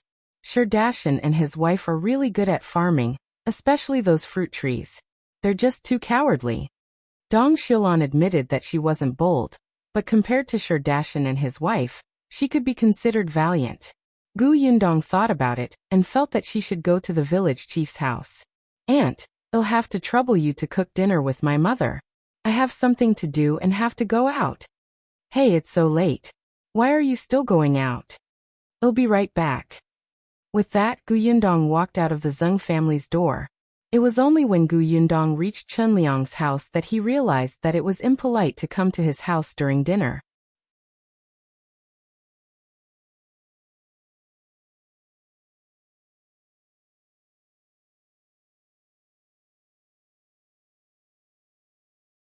After suffering again, they didn't make it. His parents had both passed away, and the fruit forest had not been saved. His family was in a mess, and Shi Dashan had collapsed. His vitality seemed to have been forcefully sucked away just like that. At that time, Zhuangzi had just been born. Before his parents died, they reminded him not to resist. Their family had no background or backing, and those relatives did not dare to help them offend the landlord and village chief. For this family and for the newborn Zhuangzi, they should tolerate it if they could. They would retreat if they could, and try not to become enemies with others. Since then, Shi Dashan and his wife's temperament had changed drastically. They did not argue with the landlord again. From then on, they did not walk around outside much and mostly stayed at home.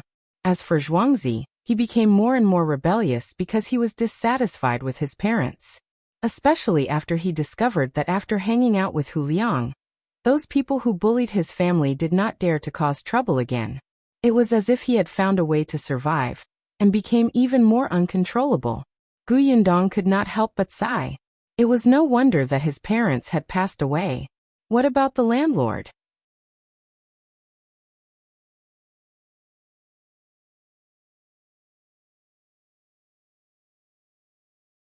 Chapter 139. Confrontation. When Gu Yundong came out of the village chief's house, the sky was already slightly dark. She was not in a hurry. She walked slowly along the village path. She had been in Yongfu village for so long, but she had never felt the peace of Yongfu village at such a time.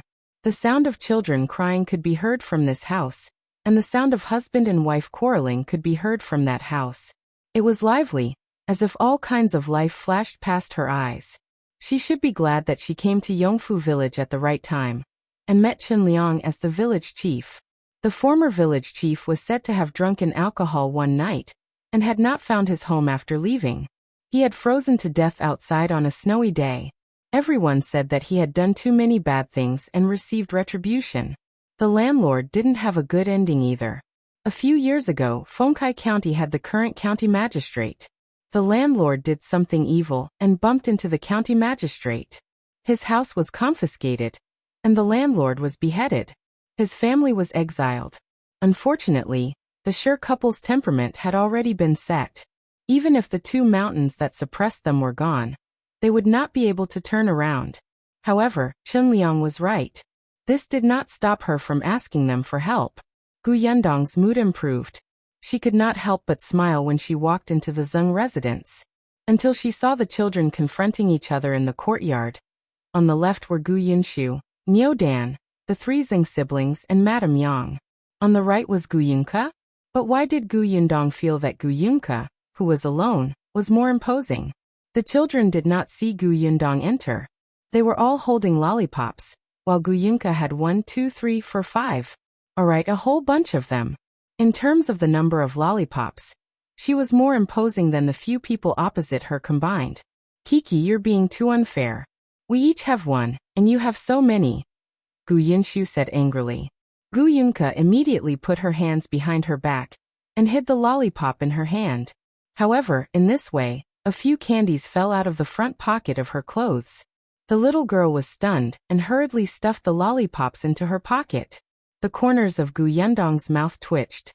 She had asked Madame Yang to sew this pocket for her. Occasionally, this girl would take some peanuts and chestnuts and put them in the pocket to eat slowly. The lollipop was wrapped in oil paper, so it would not stick to the pocket. After stuffing the lollipop into the front pocket, the little girl realized that the lollipops in the two sides of her pants had fallen out again. She was so anxious that she was sweating profusely. In the end, she simply pulled off the hat on her head, put the lollipop inside, closed it, and hid it behind her back.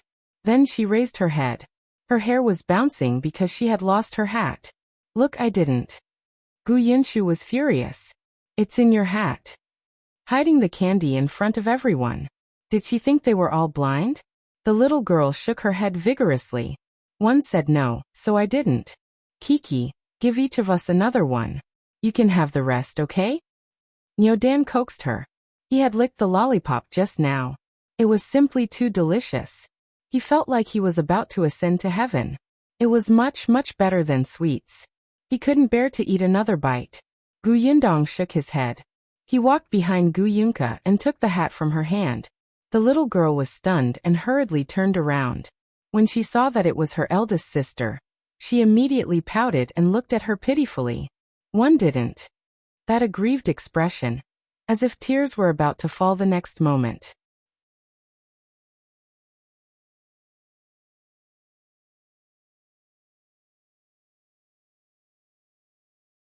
Chapter 140. Nice, delicious, not greasy. Gu Yundong could not take it anymore. She quickly took one out of her hat and gave it to her. You can't eat too much sugar, or your teeth will rot. In the future, you won't be able to eat braised pork, rabbit meat, or chicken.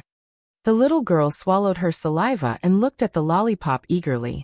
Then one, then I. She couldn't finish the rest of the sentence. Gu Yundong smiled. How about this? I'll keep the candy for now. I'll give you one a day, okay? As she spoke, she looked at the other children. You too. You can't eat too much sugar. In the future, take one every day to develop a habit. Otherwise, if I make all kinds of sugar in the future, you won't be able to keep your teeth. Gu Yunsha's eyes lit up. Eldest sister wants to make all kinds of sugar? Nyodan and the others' focus was on another thing. Can we eat candy every day? This was a very extravagant thing. Sugar was very precious.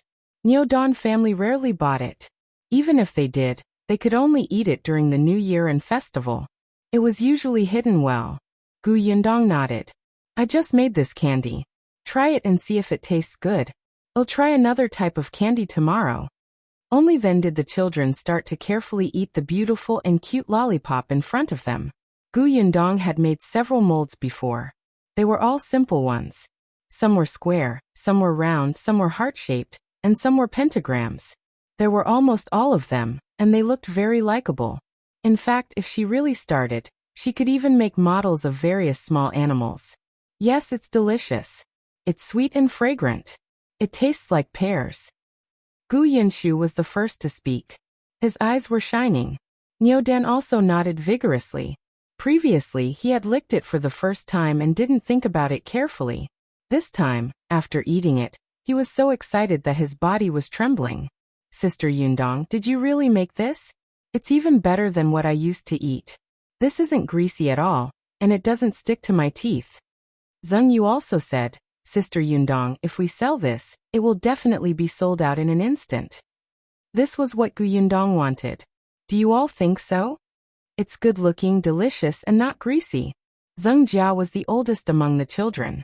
Zheng Hu, who had always been taken care of next door, was also quiet. It was rare for him to express his opinion. As for the two youngest and oldest, Zheng Lu, Gu Yunke, and Madame Yang, they could not be bothered to speak. They ate happily. Gu Yindong was in a good mood. She took out a few more lollipops and handed them to Gu Yinshu. Take them to the next room for your Uncle Zheng and Brother Shao. Go. Then, she gave one to Madame Dong and ate the other. Gu Yunke looked on helplessly as she ate. Her gaze was extremely pitiful. Gu Yindong was amused by her. Don't worry, there will definitely be one a day. If you perform well, eldest sister will reward you with one more. With that, she went into the kitchen. Because the sweets she made had received the unanimous approval of Shao Qingyuan and the others, Gu Yindong became confident about what she had to do next. At night, she lay in bed and thought about her future development. When she earned money, it would be much simpler to look for Gu Dajiang or treat Madame Yang. The next morning, Gu Yindong put on the carriage and went out. Unexpectedly, when she left the courtyard, she saw that Shao Qingyuan was already waiting there. Young Master Liu hasn't given me the money. 111 go to the county city too. This is a big deal. Come up then. The two of them went to the Liu residence together. Unexpectedly, when they reached the entrance, Liu Wei was already waiting outside.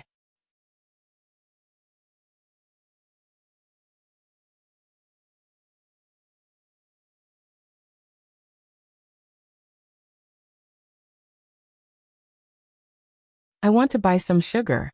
She wanted to try orange-flavored candy. I'll take you there. The largest grocery store in the county was also on East Street. It was not far away. When Gu Yundong entered, the grocery store was quite lively. The waiter greeted the other customers. Gu Yundong looked around and frowned slightly.